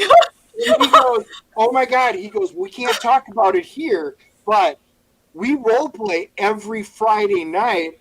And his friend, one was the dean of one of the colleges down there, and his wife was a high school teacher. He goes, we play every Friday night. I'm like, oh, I would love to. So we found out we would go out to eat at one of these random restaurants. They would pick a restaurant, Friday night, we would go out, we would eat, and then we would go there back to their house. They had no children. They had more terrain and figures. Thousands of figures that they painted themselves. All of this terrain. They kept adding additions onto their house to make room for more role-playing stuff. It was amazing. So for the 2 years I lived down there, every Friday night, it was the greatest time. It was only for 4 or 5 hours at a sitting, but it was awesome. That's awesome. So, who are these people and how can I meet them? Yeah, really. Like, that's awesome. Well, like I said, it happens by accident. Apparently, you have to join a church choir and say the wrong thing. There's this secret underground group of mega nerds who all know Yeah, the honestly, RPG code. I used to say well met to everybody. It was just kind of habit. So it didn't even click with me that I did that. And lo and behold, I joined one of the most fun gaming groups for the 2 years that I lived down there. Yeah, there's That's a place awesome. called Brothers Grimm right by me. It's a game store, and they're all playing Warhammer and Terrain. And I went in there, and I mentioned it to my friend Jimmy Utensil, who blew up, and he's like, "Oh, my friend Roy goes there." So I met his friend Roy, and now we have a game group that comes over here. And one of the guys in the group, Scott, you go to his house, he pushes buttons, and the walls move, and the game comes. You know, he's an engineer. It really I mean, Oh, if you got it like that, and that's awesome. And it's funny because I'm like, well, what does your wife think about this? She comes out with, hey, guys, check out my Cantana. You know, she's doing martial arts. You know, I'm like, oh my God, I can't believe I didn't live here my whole life. So I'm the newest guy in the group, and you know, they're just like, yeah, welcome me with open arms. Nice. That's great. That sounds like someone suffering from the satanic keeping the D&D from the church. Okay, that's another question. Have you guys ever had anything negative? Anybody bust your chops about it? Like, you know, tell you that it was wrong? I'm sure, Dennis, you probably were the only one. You know. So we had all the group of guys that we were role playing with. They were over at my house at that time, and we had Jehovah's Witness come up to the door and ringing the bell. So we're like, oh, someone's at the door. You open up the door, and it was Jehovah's Witness, and they were like, oh, have you heard about God and this and that? And we're like, I didn't want to be rude, but I kind of just pointed at the table, and we're all playing. We're like, we're in the middle of playing Dungeons and Dragons right now, and they're like, and I was like, okay. And I just kind of Pro clutching moment. Everybody bursts out laughing, and I'm like, okay, who's up? Oh man! I have a didn't similar think that story, could but actually happen. it's not Dungeons and Dragons, but I was living in Albuquerque. I had my head shaved, and my buddy was selling weed from the house, and we just came back from shooting out in the desert, so I'm cleaning all my rifles. He's got bags of pot all over the table, and we're drinking beer. There's probably porn on the TV. Let's be realistic. And there's a knock on the door. The door opens up. It's the local politician. She's like, "Hi, how you doing? I want to run." So I just go, "Well, what are your feelings on gun rights?" And she's, Democrat politician, anti-gun rights. And I was like, "Well, you came to the wrong house." I'm surprised she didn't just leave and call the police on us. But it was New Mexico. Everything was legal. But, You should have just brought like that half-clean gun. Like, hello. yeah, I had my holster on. My buddy's cleaning my shotgun. My other buddy's over there. But that was Albuquerque with the Old West. So, the next question I wanted to ask is: do you guys have like critical hits and critical fumbles in your game? And if so, why? And if why not? Why not? There you go. I am the worst host ever. I can't get a sense of it. We do that. I think we play largely standard Pathfinder rules, but we house rule some stuff like sleeping and healing because it's ridiculous. The normal hit point healing from sleeping is dumb. But yeah, we do critical hits, and what we do is if it's a nat 20, we do max damage, and if it's okay. So in Pathfinder, you can nat 20 if it's an attack. Nat 20, but you have to confirm. And confirming means you have to roll again. You don't have to nat 20 again, but you have to exceed the armor class. And so it's actually kind of hard to land a critical hit. Yeah. But if you do it, if it's 2 nat 20s, it's max damage, and if it's a nat 20, then a nat 1, you hit, but then it's minimum damage, and that's kind of how we play it. And for if it's skill check, nat 20 means you succeed, obviously, but if it's a 1, we always use fumble charts. My DM loves fumble charts, and there's some hilarious shit that happens. Of course. Yeah. I played that. Okay, Dennis, go ahead. Yeah, this is not an easy question because what I am now versus if you remember Dragon Magazine, you know, they had some of the greatest fumble charts ever that were in there. So we played that for a while. Oh, fumble. Okay, you rolled. What? Roll the dice. You roll it. Oh, you lost your left arm. Okay, so now I've got a character that's missing a left arm. Oh, you lost your right leg. I feel like I'm Monty Python here and Black Knight. And those were some of the fun ones because you never know what you'd lose an eye, you'd lose this, you know, vorpal blades, you know, all that kind of Cut stuff. your head off. Today, I'm a kind and benevolent DM. So, like, it's my niece and nephew and my family when we're here. I'm not going to go crazy and do it. But if you roll a 1, I say roll it again. If you roll another 1, something very bad's going to happen. It doesn't happen very often, but my nieces managed to roll multiple 1s. Actually, last inning she rolled 4 1s in a row, so that was kind of rough to do, and odds weren't in her favor. So yes, bad things happen. Now we have had the critical hit cards, the decks of cards where you can get and you could do it. We've had the tables. We've just whatever. We've been through the whole gambit. I like it because it adds flavor. Of course, I was usually the one when I played where the D&D ones from Dragon Magazine, all the bad shit always happened to me. In my game, the Village of Vigilantes, you want to roll low. So a 1 is the best, and a 20 is the absolute worst. So you're playing golf, basically. Yeah. It makes sense if I explain the way the rules work. But so you roll a 1, it's double damage. And if you roll a 20, it's a botch. And the botch is me, depending upon what you're doing. So if you're shooting at somebody and you roll a 20, you know, you gun jams or you miss, the hold the hostage, you shot the hostage right in the face. So, but there's nothing, and keep in mind, we're playing superheroes. So you could be Superman. And one of my friends would always argue, but he was an engineer, he's a math guy. But I said, you always have a chance for a fumble. You always have a chance for a critical success. I said, you don't argue when you get the double damage, so you're not going to argue when you get the fumble. But it's so much fun when you're reaching to do something and you fumble, even if you're Superman level or Batman level. You know, it's those. I think it's those critical botches that just make so much fun storytelling. Like you go to catch the person and you fail, and then the demon catches them, and then the demon takes off, and then you got to chase it.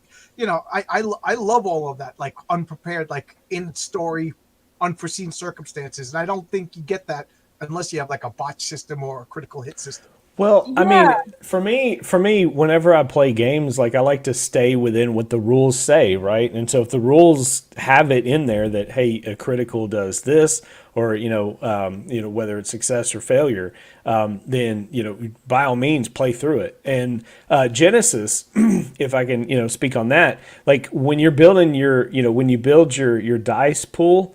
If you have a dice pool that brings in specific dice that will allow for a despair or a triumph, right? Then if your player rolls those things, then they play through it. One of the things about it though is, and the thing that I really like about Genesis is the players, like everyone has a narrative stake in what happens, right? And so just because one player is rolling the dice doesn't mean that I, as the GM, have to be the one to dictate exactly what happens, right? It's up to them, or it's a collaborative thing. Like the other players might come in and say, hey, they might have a better idea of what happens in that moment, and so they all just kind of confer with each other, and then they make the dice do the awesome or terrible things, in that way. So yeah. What do you guys think about the DM rolling behind the screen and basically legally cheating? I don't think you should fudge dice.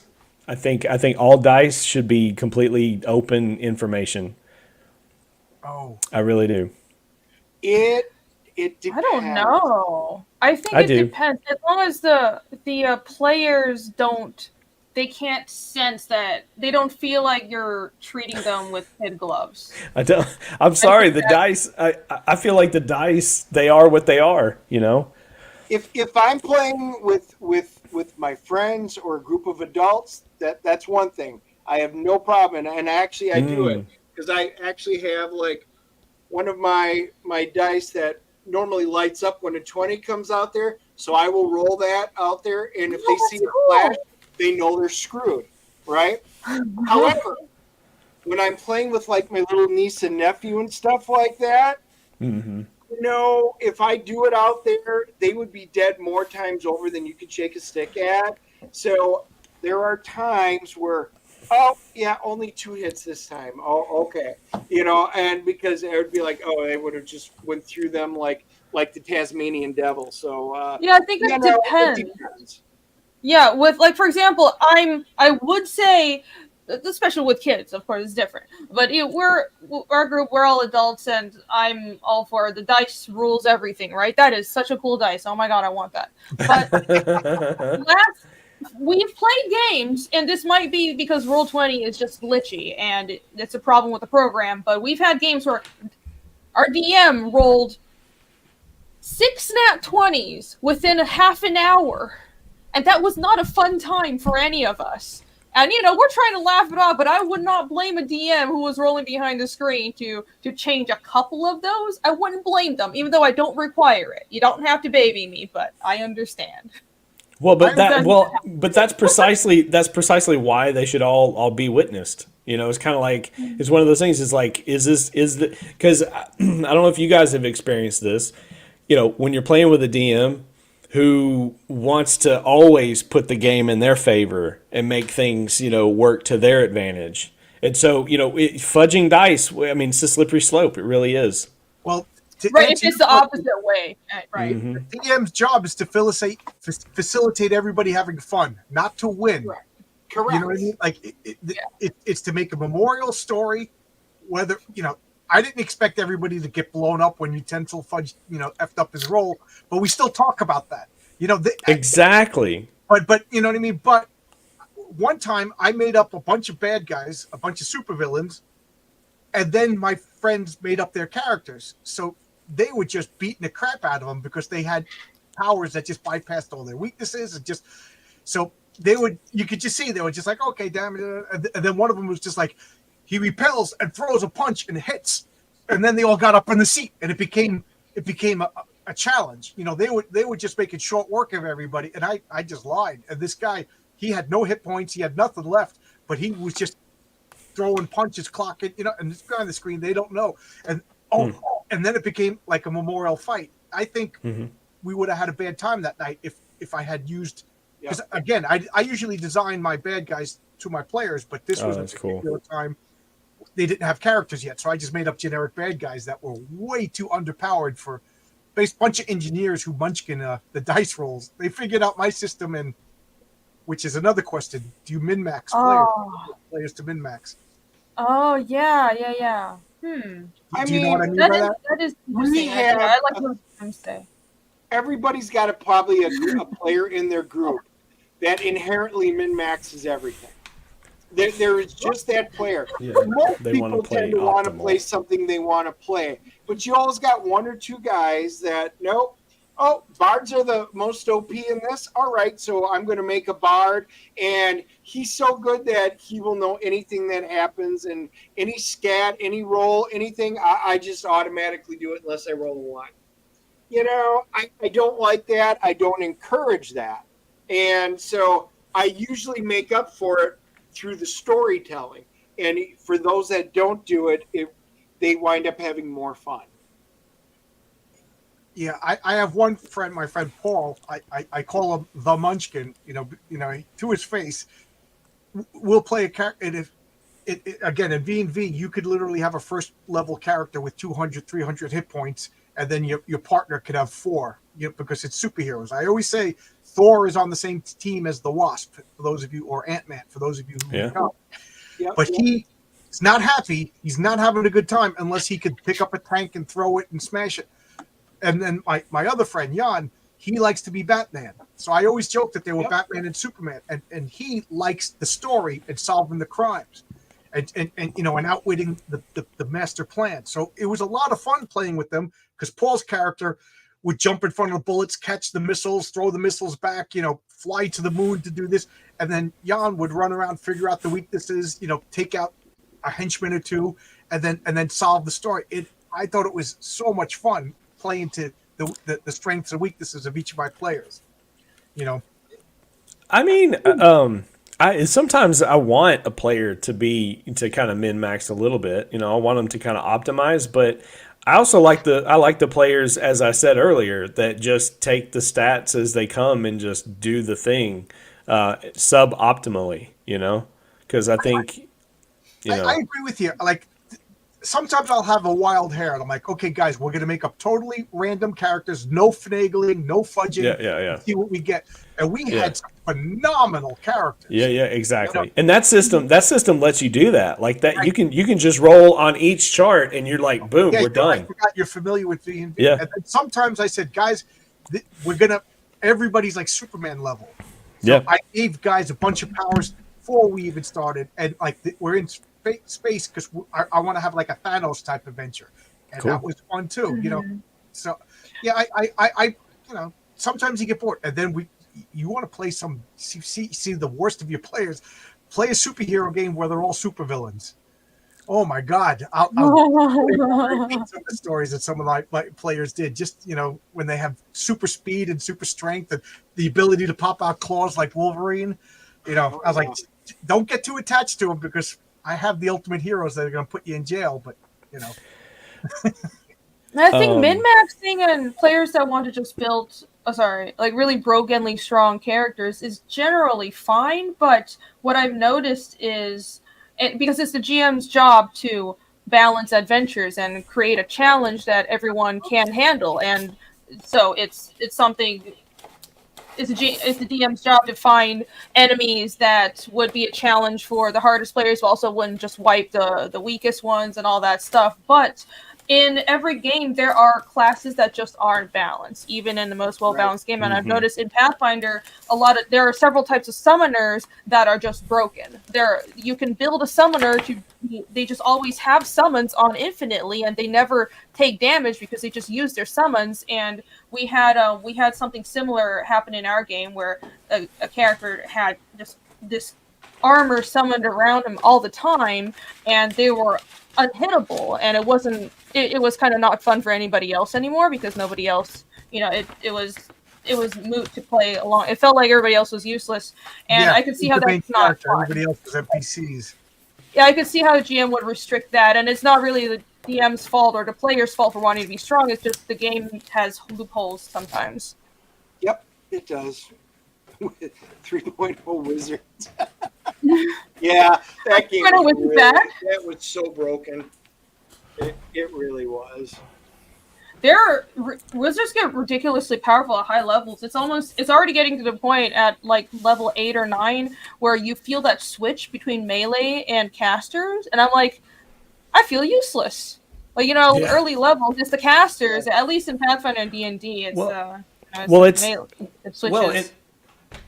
Well, yeah, and then there's when you're playing a space age game, right? And you're the melee guy, and you're in shooting combat, and you're just like, I'm useless because if I go in there and I start like wielding my axe, you know, or whatever, I'm gonna get shot up and I'm gonna die. So it's like, okay, what do I do now? Or if you're playing, you know, some brainiac, you can't shoot worth a darn. You're really no good in a combat situation. So it's kind of like you got to take a back seat on that one. So, guys, what is your most obscure role-playing game that you would recommend to other people? Top Secret. Top Secret. There's a blast from the past. Sweet. That was a great game. Wow, we only played it a few times. Top Secret is playing your James Bond. Yes. Mm-hmm. Yes, and it was a really cool system. I had the box set. I had the high rollers, the expansions.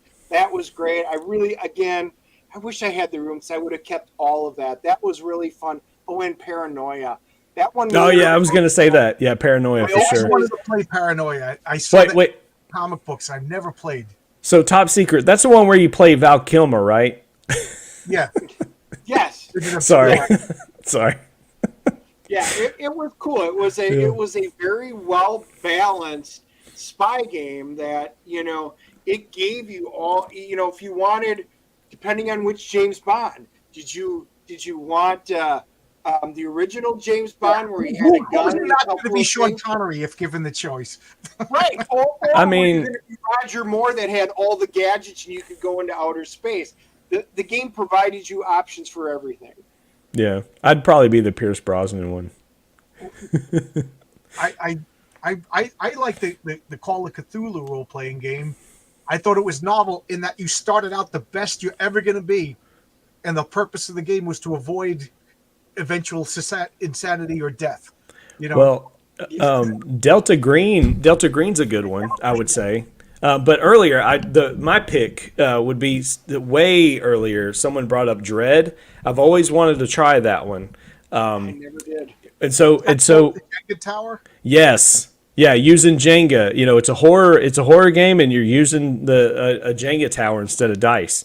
I can just thinking about it, I'm like, man, the tension in that game's got to be brutal. I would be done in 10 minutes. I have no dexterity whatsoever in real life. But wow, how cool would that be?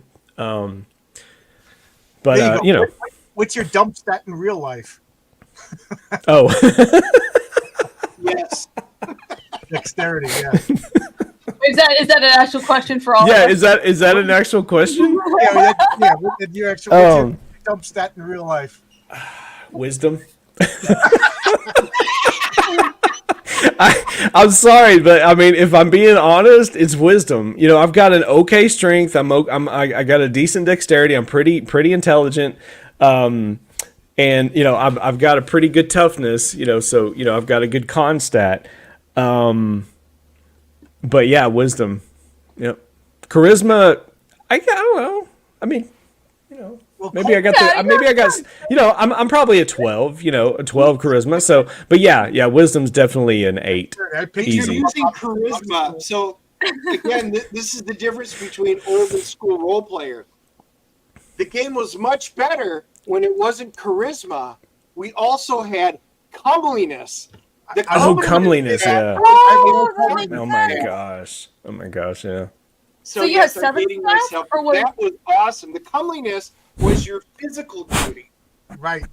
So Just how you good could looking have you actually a were. personality that grated on everybody, but you were really hot, and people would play differently. It was great, or it could be just the opposite. Yeah, we kind of play it as that's just unsaid because we all describe our characters and stuff. But if it's a mechanical stat, then that makes it a lot easier because with charisma, it's all mixed up. Right. Yeah, and it's funny. You get a group of people. They all define charisma differently. Right. The It's very general. It's everything, but depending on the situation, a person can be charismatic or not charismatic, depending on what they're doing. Comeliness. Nice. Oh, interesting. So, Oh no, that's useful. No. so Jack Jackson mentions in the chat SLA. I've always wanted to play that. Ever since I heard about it, I've wanted to try that out. Slay Industries, SLA Industries. Yeah, I heard of that. yeah. That's a from what I understand, that's like a balls to the wall, like just grim cyberpunk type. Yeah, it's kind of like the dark side of Rifts. When you got what's the meat guys, the big juicers, I think, something like that. I always wanted to play the role playing of Warhammer, but not the minis. I don't want to. Yeah. I'll spend thousands of dollars. Oh, Well, I can tell you. So Iron Kingdoms, that one's based on the War Machine miniatures game, and that one's pretty good. I've played that. I played a 3.5 edition version of that back in the day. It was pretty good. The Mech Warrior role playing game on it was actually a lot of fun. If you like Yes. BattleTech, it was even better. But Yeah. mean, it really was a very cool Yeah. storyline and universe that they set up. It was, and especially like when you would do combat, because you didn't have to have mechs if you didn't want to.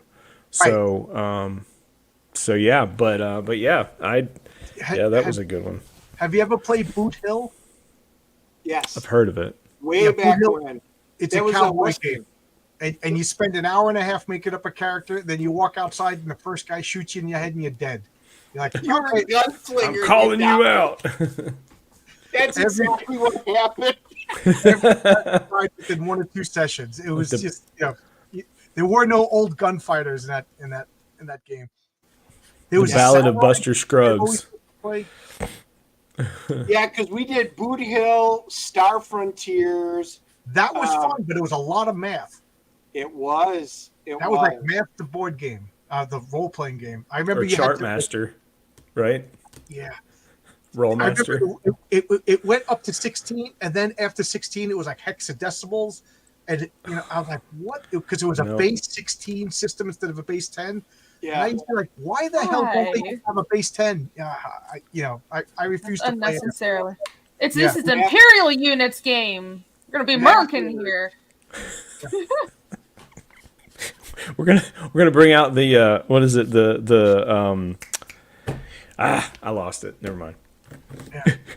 Yeah, The cubit. The sacred cubit. There we go. Oh, the cubit, the Anunnaki. cubit. Isn't that like an ancient Sumerian thing where they were base 16 for no reason at all? I have no idea why. a cubit is The cubit. Yeah. this is a cubit.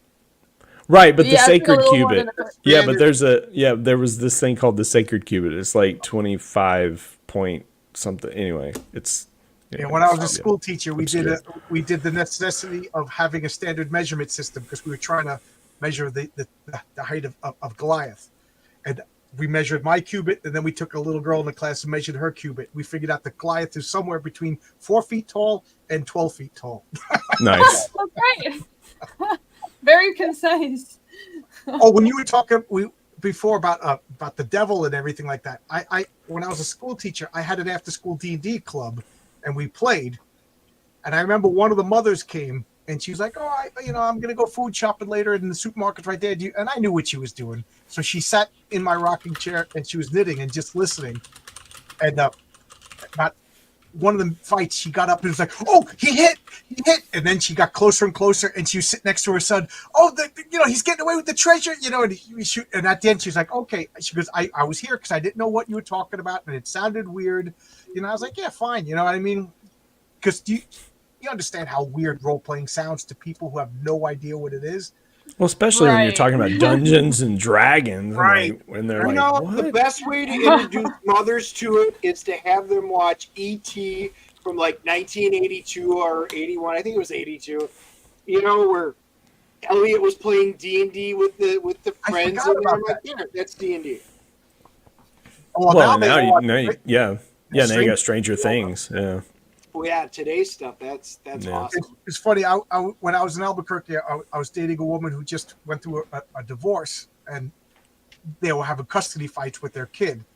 And she was like, "Every Sunday, you gotta watch the girl because I'm going to a role playing group." And he didn't ask any questions, and she purposely didn't give him any information. And she was like, "Yeah, it's a role playing group. We play role playing games." And he finally, after like 6 weeks, he was just like, "I'm not taking the kid so you could play sex games with a bunch of strangers." Yeah. I remember having to clarify that as well. I was like, "Oh yeah, I play role playing games every Saturday night, and we go all night." Oh, I mean tabletop. This Yeah. thing called Pathfinder. A That you have to tab- on the explain it, tabletop. and I'm like, "Oh yeah, it's like D&D," and then their eyes just glaze over, and I'm like, "Anyways, it's not sex." And it's funny Yeah. because it's even worse. He's like, "Who else is there?" She's like, "John, Kevin, Jason, Tim." Oh no! Yeah. And it's on a tabletop, and they're finding paths. Yeah, There's a lot of rolling. yeah. Oh man. The funny thing is, we didn't have all of our parents, even growing up when we were in high school and stuff. They didn't care. They thought it was weird, but they're like, "You're not out drinking. You're not out shooting Yep. stuff. You're not That's doing it. any of the. You guys are nerds that lock yourself away all weekend," because we would start Friday night, Yep. We would do a sleepover, and it would be out in the boathouse or whatever. Friday night, all day Saturday, all day Sunday, and then we had to go, and that would be it. We were ranked people by the end of the weekend, but it was great. You'd go home, and then you would do it again next weekend. Yeah. Me that and my sounds like friends so were much the only fun. ones. Me and my friends were the only ones out. We weren't out crashing cars and stuff. You know, all Right. of my football friends, they wrecked cars. They were in hospitals getting arrested. You know, we were just like, that warlock had great treasure. I can't figure out how to open up the door. I You know, wish I my got bud- to play younger. My buddy still calls me up. We were talking earlier, and we were just saying, "Oh, dude, remember from that session?" Just randomly out of there, and I'll be like, "Yep, I remember that." And it's everything like it just happened. And Yep. some of this stuff, like my Cursed Paladin, I mean, we're talking from the early '80s, mid '80s when this was going on. But for a lot of us, it's like it just happened. I still remember everything like it was right now. You know, As if and it's as if you were there. I still Right. remember You know? like seeing Lord of the Yeah. Rings, all this stuff. My friend Brett, he's now an open heart surgeon. We don't talk too often. He lives on the other side of the country, but once in a while he'll come home for Christmas. We'll talk. I'll pick up the phone. I'm like, "Oh, it's all dead purple rock frog," and he laughs because that was just a list of all the bad things that happened to. He became an old man. He got cursed. He got killed. He came back. He turned purple. He turned into a rock, and then the last he turned into a frog. So he's all Oh. purple. Frog. He's like, "Oh, Well, I mean, well, and that's and you bring up Lord of the Rings too, right? So had there not been a Lord of the Rings, we wouldn't be having this conversation about role playing games because it wouldn't have been an inspiration I for. think Dennis and I would still be here. What's that?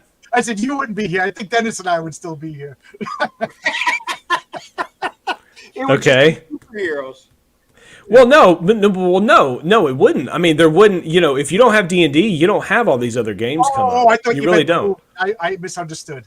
Yeah, no. I knew what he meant. I knew what he meant. Yeah, I we're didn't- talking about the I books. You know, misunderstood. I apologize. Without the vision of Tolkien, Mhm. then you would have never Absolutely, I had agree. Gary I misunderstood. Gygax and everybody, designing chainmail. Then that turned into the original D&D. Exactly. And I'm very excited. I don't know when we're going to be able to, but Andy and I, for the DNA show, we're going down to interview Rob Young. He's got a great shop down in South Carolina. He just bought an entire D&D old vintage collection. I guess it has like 6 of the original white box sets that's in there. I guess if I heard him right, he even has like one of the wooden box ones, which were incredibly rare. And he got original judge art and everything from it. So we're going to get to go down. We're going to do a live stream from there. Cool. I've never even held that original box in my hand. So it's just really cool. So I'm crossing my fingers we get to do it in the next month or two. Looking around one of Heck my yeah. wood boxes, I'm panicking. I He's thought it going to was keep red him awake. figures, but it's a wooden Risk set. Yeah. Yeah. So I love it. I guess we'll go. We'll round up to 2 hours. We got 7 more minutes. Anything anybody want to say? I know I've been asking questions. Anything that I haven't brought up that you want to bring up? A bag of holding in real life. That would be awesome. I want to. That would be awesome. I could use it, honestly. Me too, I w- because strength I is my looked dump up stat, all in my fact. Oh yeah, strength is yours. Yes. Strength and wisdom. I think I'm decent intelligence, but 0 people smarts. It's horrible. Absolutely horrible. So I sit at home and draw all day. Well, now that we have Comulinus, we all know my dump stat. Yeah. I was going to Yeah. do that as a joke, but I didn't think anybody would get it. So I appreciate that you brought up Comulinus. Well, Did- and very few people know it. I guess it's kind of like Monty Hall. It's just one of those things in tackle that only us old folks know. I mean, that's like bringing up Merv Griffin. It's like who? Oh yeah, Merv Griffin. I don't know Yes. who that is. Yeah, do you ever Yeah. play Or Dungeons and Dragons Dick Cavett style? You Dick know, Cavett. There you go. Yeah. Read my mind. I almost brought him up. But here's another one. Bob Newhart. Yeah, I know. Still alive? Oh no! But he was on Big Bang Theory, so a lot of the new nerds know him from that now. Yeah. Or yeah, that's So we'll start. Rini, what's the name of your favorite character? What class that you've played? Oh, well, I have a. I like to say I prefer casting Ranger. I think Ranger is my favorite class. Although I thought I would never have fun playing a caster, but I managed to build an Oracle half orc who was a pain at first because it was so annoying when he was at low levels and he couldn't hit anything. And I like doing DPS. I like doing damage, god damn it. But I made him really hard to hit because he's half orc. So he has like 24 AC, and once he got to higher levels, he's an illusion-based oracle, and it got super awesome. And he like pledged allied with like this demon lord, so he has all these like demon lord shadow powers. It's fantastic. But I normally like playing ranges because I like to just like screw off and do my own thing, and I have to be independent and not have to rely on anybody else, which kind of backfires sometimes. But I have I hope nobody in my team is watching because they don't know my multi-class. Because we don't reveal our specific classes and our races. But wow. Okay, they're hardcore. Keep those illusions up. The immersion. Don't lose the immersion.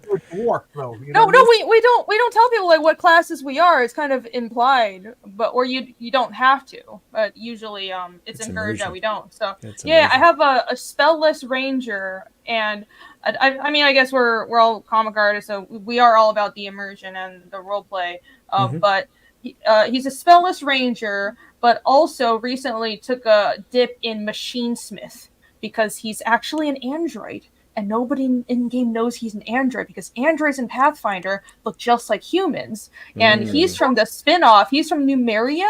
He doesn't even know his own past. He's got like amnesia and shit. And I want to take him onto this journey to discover his past and everything. But he's actually an android. He's got all these like nano powers, but we're playing this medieval game, and he has these nanotechnology in his blood, and he doesn't even know what the fuck it is. So he's multi-class with Machinesmith because he's good at machines. So he's learning how to fix machines and use machinery and small constructs essentially as spells. And the way I describe it is just he just throws a chunk of metal and shit happens, and everybody else is like, we don't know what your multi-class is because it's really obscure. So, anyways. Please, nobody tell my team that. So he's from Starfinder? Is that what you're saying? From Starfinder? It's a crossover to Starfinder. Wow. Android in Pathfinder are essentially they're almost the same as Starfinder. I think there's only minor differences. So no snitching. Alex VRB, I'm talking to you. No snitching. Snitches get stitches. I love that character. So much fun. But he has the. Yeah. Starfinder. Starfinder is one is in space and one is more fantasy, but there's like a small link where there is one sci-fi area of the world in Golarion and Pathfinder that is linked to Starfinder. But I really like sci-fi, so I was like, I want to do something really obscure, but nobody can tell. So and it's super cool because with androids, they have this nano surge ability, and if you get hit double, it depends. You can pick a different bunch of abilities, but I picked one where if he gets hit double hit or more his hit point or his hit dice, then he automatically heals. Like it's a huge heal boost. Like all his skin glows and everything, and everybody's like, this guy's unkillable, and I love it. But cool. So it's like there's a Stargate in the high fantasy world.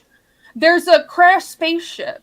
And we actually, my DM, as a little treat, and my DM's awesome, by the way. He played this secret module where my character got a memory back of his past because previously he had amnesia, and my DM's like, okay, we're gonna actually play that memory of you waking up in this crashed starship and then navigating out of it and encountering aliens and all kinds of robots and then coming out into this medieval world. And it was the coolest shit ever. I love this.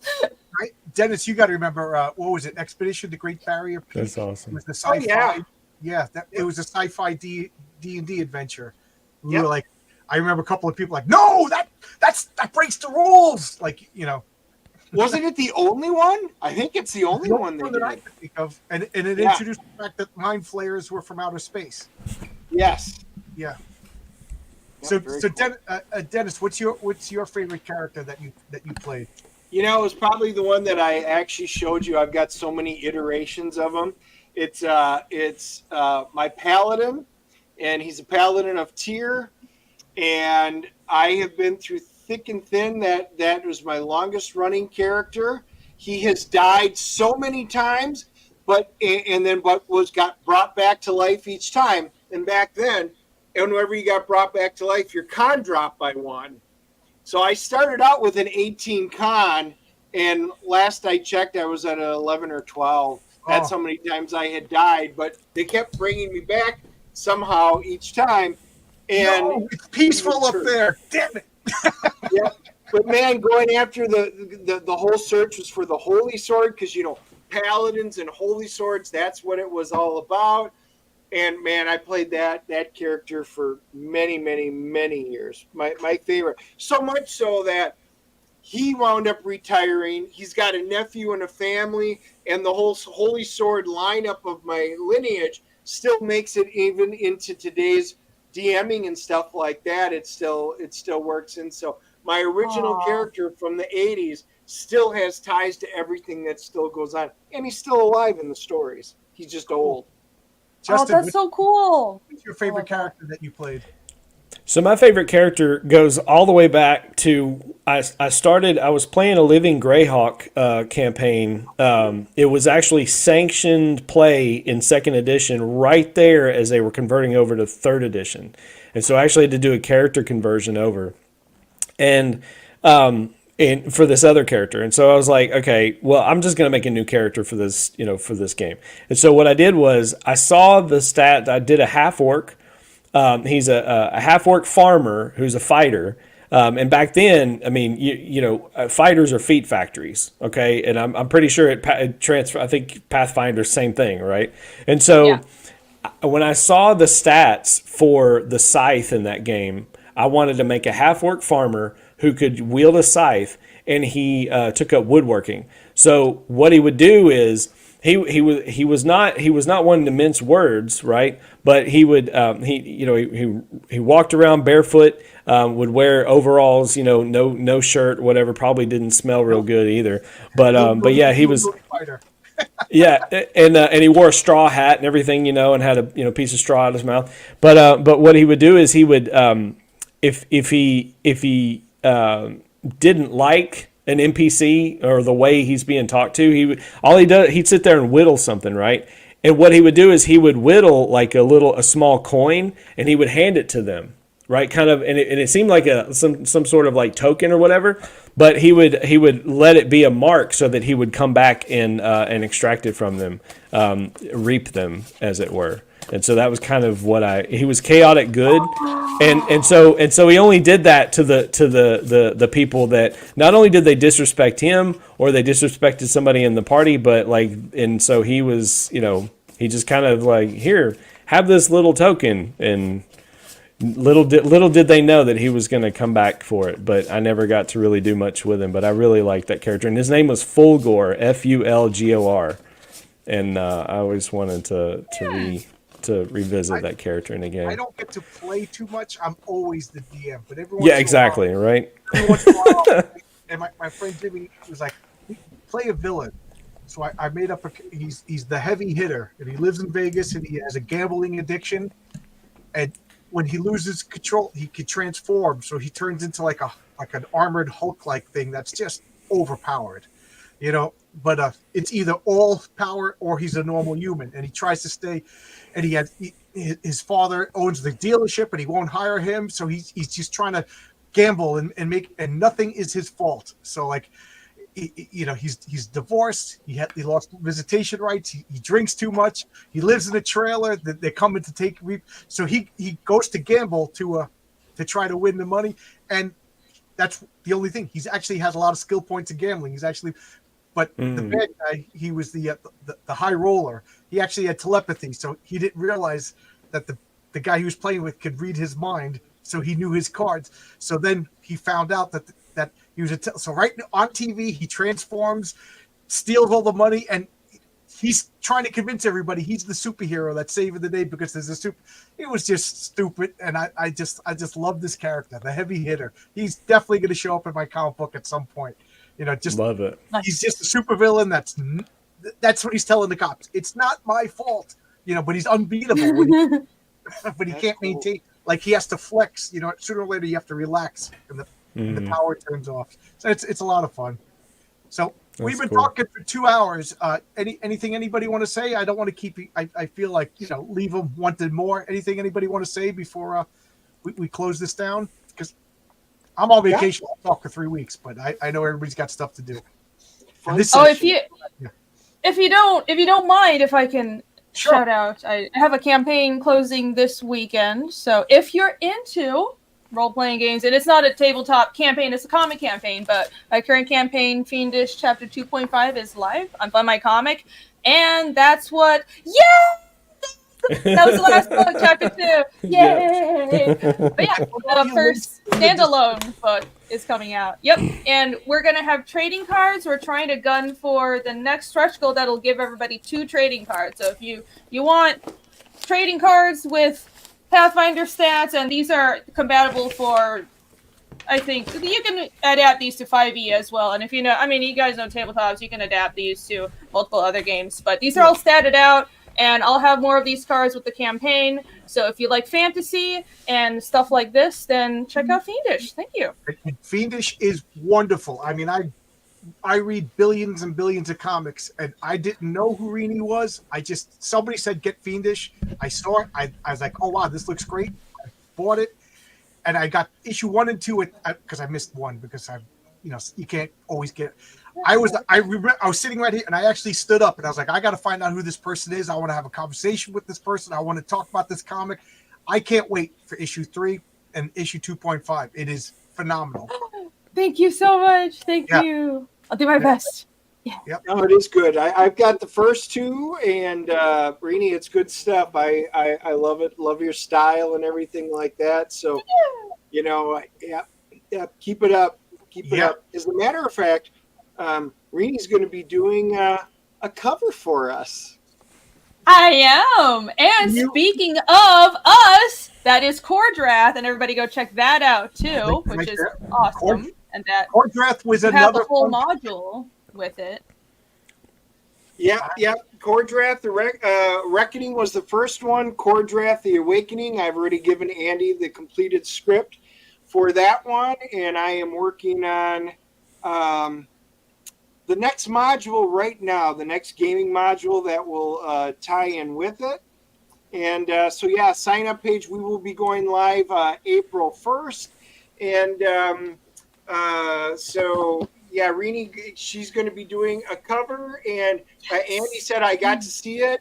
I love the B cover, and go ahead and ink it and do the whole kit and caboodle. And, I can't wait for that because we've got a great idea for that cover. So Cordrath was fun too, man. I'm excited. I read that and I was like, I almost spoiled it. I don't want to spoil it. I just realized we had to tell everybody. One of the guys that first got the books, it's a surprise ending. Yeah. And first thing he did, he flipped through it and he went right to the end page and showed everybody. I'm like, dude, seriously. What kind of barbarian does that? Oh my God. I was like, you never go to the back of the book, but I did it, and we did not necessarily agree on the ending, but I held my grounds. Everybody has loved it, and it will continue on throughout.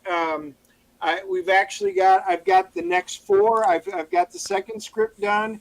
I will be doing the 3rd and 4th, and that will tie out the end of Cordrath, and then we will be moving on to probably other things within the Shattered Reach. But we will see how everything goes. But yeah, very excited. Dennis, I have a joke that I want to make about Cordrath, but I can't make this joke because it's spoilery. So someday, maybe a year from now, I'll remind you to. Or we'll just say it off screen when we're done in the back room. Justin, you got a campaign too. So mine's not currently crowdfunding. It's actually fulfilled. I think there's still a couple of Arrow bundles that have yet to ship. Luke's helping me with that. Luke Stone is my artist. Of course, we're talking about Chrome Dog issue number 1, and then we've also got some artist editions that are available. But yeah, these are available on Fund My Comic. And I ship every day. So if you go ahead and place your order, you'll get it in the next couple of days or whatnot. I'm also selling them on eBay currently. And I'm working on the script for Chrome Dog issue number 2. As well as I think it's going to be, I'm going to do a issue number 2 floppy. And then I'm also going to go ahead and collect it into a trade paperback of the 2 issues together for those who like that format. And I'm also looking at potentially putting some backup stories in there for some other Epsilon City heroes so that people can really get a sense of that there's more to Chrome Dog's universe than just him and his plight. So yeah, check it out. You won't be disappointed. As far as I understand, people are enjoying the books. Yeah, I got it. Question mark. I got. But I'm just kidding. I haven't heard anyone. I haven't heard anybody. With too many complaints. See, this is the superhero side of the equation. Over here, Rini and Dennis, their comics are more fantasy. Ours Yeah. We're split. Yeah. Yeah, I just realized that. Well, oh wow, yeah. Good going there. And if I can, this is a Substack. I got a comic called Heroic Tales. It's going to be just classic blue sky superhero. Like Bronze Age Marvel and DC. I think if you like superheroes, you're going to love it. Beautiful artwork by Renzo. We're ready to launch. It's just that I have a variant cover, and I don't want to reveal who the variant artist is, but he's been in and out of the hospital. So what do you do? Hurry up, you know what I mean? So I don't want to launch without nobody's going to buy the variant cover 2 months later. You know what I mean? So we'll hold it off for that. So full disclosure, that's what's going on. I'm ready to launch. I'm chomping at the bit to launch. I want everybody to get excited, but meantime, sign up for my Substack. I will not spam you. And anything else anybody want to say before we close this down? I could talk for hours about this topic. You guys are great.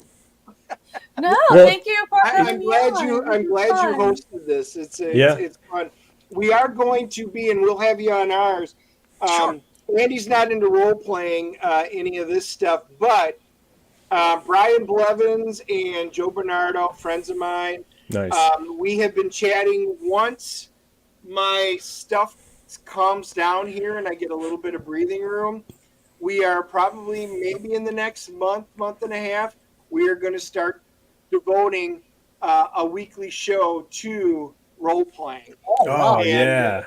Yes, and doing that. So yes, nice. We can definitely have you guys on, and we'll probably do some guests, and just it's a different segment for us, and everybody really wants us to do a live role playing session and make Andy play and get him interested into maybe playing Core Draft. So we will see. Yes, I want to see that. Let's go.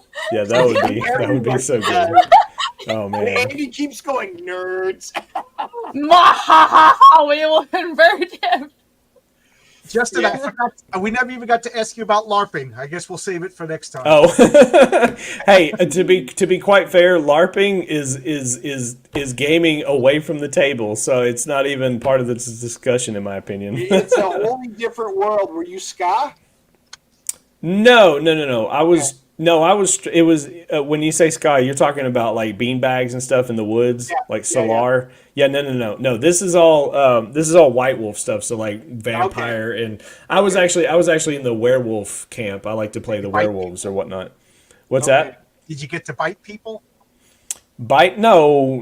There's basically, and instead of rolling dice, I mean, since you brought it up, right here at the end, but it's kind of like a French goodbye, right? But instead of rolling dice, you do rock paper scissors to do all the contests. So I mean, that's And you know, you're just walking around like a city. And at the time, I lived in Augusta, Georgia, which is actually, I mean, there's not much else to do there. So I mean, it works really good downtown Augusta, finding different areas, and you act like you're physically there. So it's kind of fun, He you know, finally, like in the game.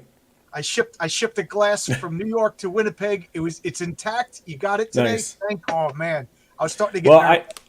Well, so you mentioned like parting thoughts, things like that. Oh my gosh, Rochambeau. Oh my gosh. Anyway, You got it, hell dear. anyway, I'm inspired to play, so I'm gonna hit up some of my role playing buddies on Discord and be like, hey, looking for group, you know, let me pop in Yes. for a game or two Yeah. or 20, like let's play. So Yeah. One of my regular players, he's in the hospital getting a hip transplant. Talk about all the Olsons, and another one's out of the country for work. So Yeah. you know, and I'm off for 4 weeks. This we could play all day long, and everybody's scattered to the Wow. wind. That But sucks. I was bitterly against the idea of doing this, what we're talking, like a role playing game over a stream. But now I'm really warming up to the idea. So well, yeah, we'll talk after. yeah. But thanks a lot, everybody. And anybody have any last parting thoughts they want to say? Thank you guys for showing up. I was Thanks looking for forward having to us. it so long. Yeah, You know, This is I great. get this why. is but I think awesome. Thank you. just all three of you guys, we all talked about role playing games on our streams. I said we got to get together and nerd out. I think this. Oh, look at that! Oh wow, metal, Oh, heavy metal. I got one of those. I love it. This is my primary home defense. After Yeah, because well, you could hurt someone. And every role player before has this right? comes before my real home defense, but this thing is a straight up weapon. It's great. Yeah. I This is love all those. leftover dice after role playing sessions. That's not my dice. That's not my dice. Oh Got my my gosh. box of dice. But Yeah. mine are all my Crown Royal. We always do Yeah, Crown yep, Royal yep, bags. that's it, So My I've original got all the D&D different dice. Crown Royal. Yep. This is Oh, my nice. original D&D dice for my very first Sweet. set that I had to use a crayon. Yeah. Yes. I still got some of mine too. I love it.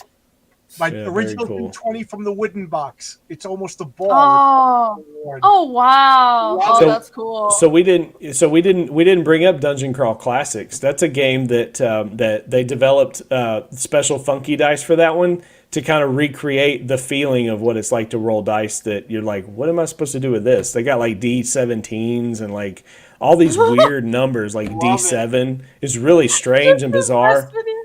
Yeah, Oh, it's funny. but yeah. So. All right. Thanks a lot, everybody. Thanks for the chat. Thanks again, guys. Have a good night. See y'all later. Bye-bye, everybody. Bye. Bye. Bye.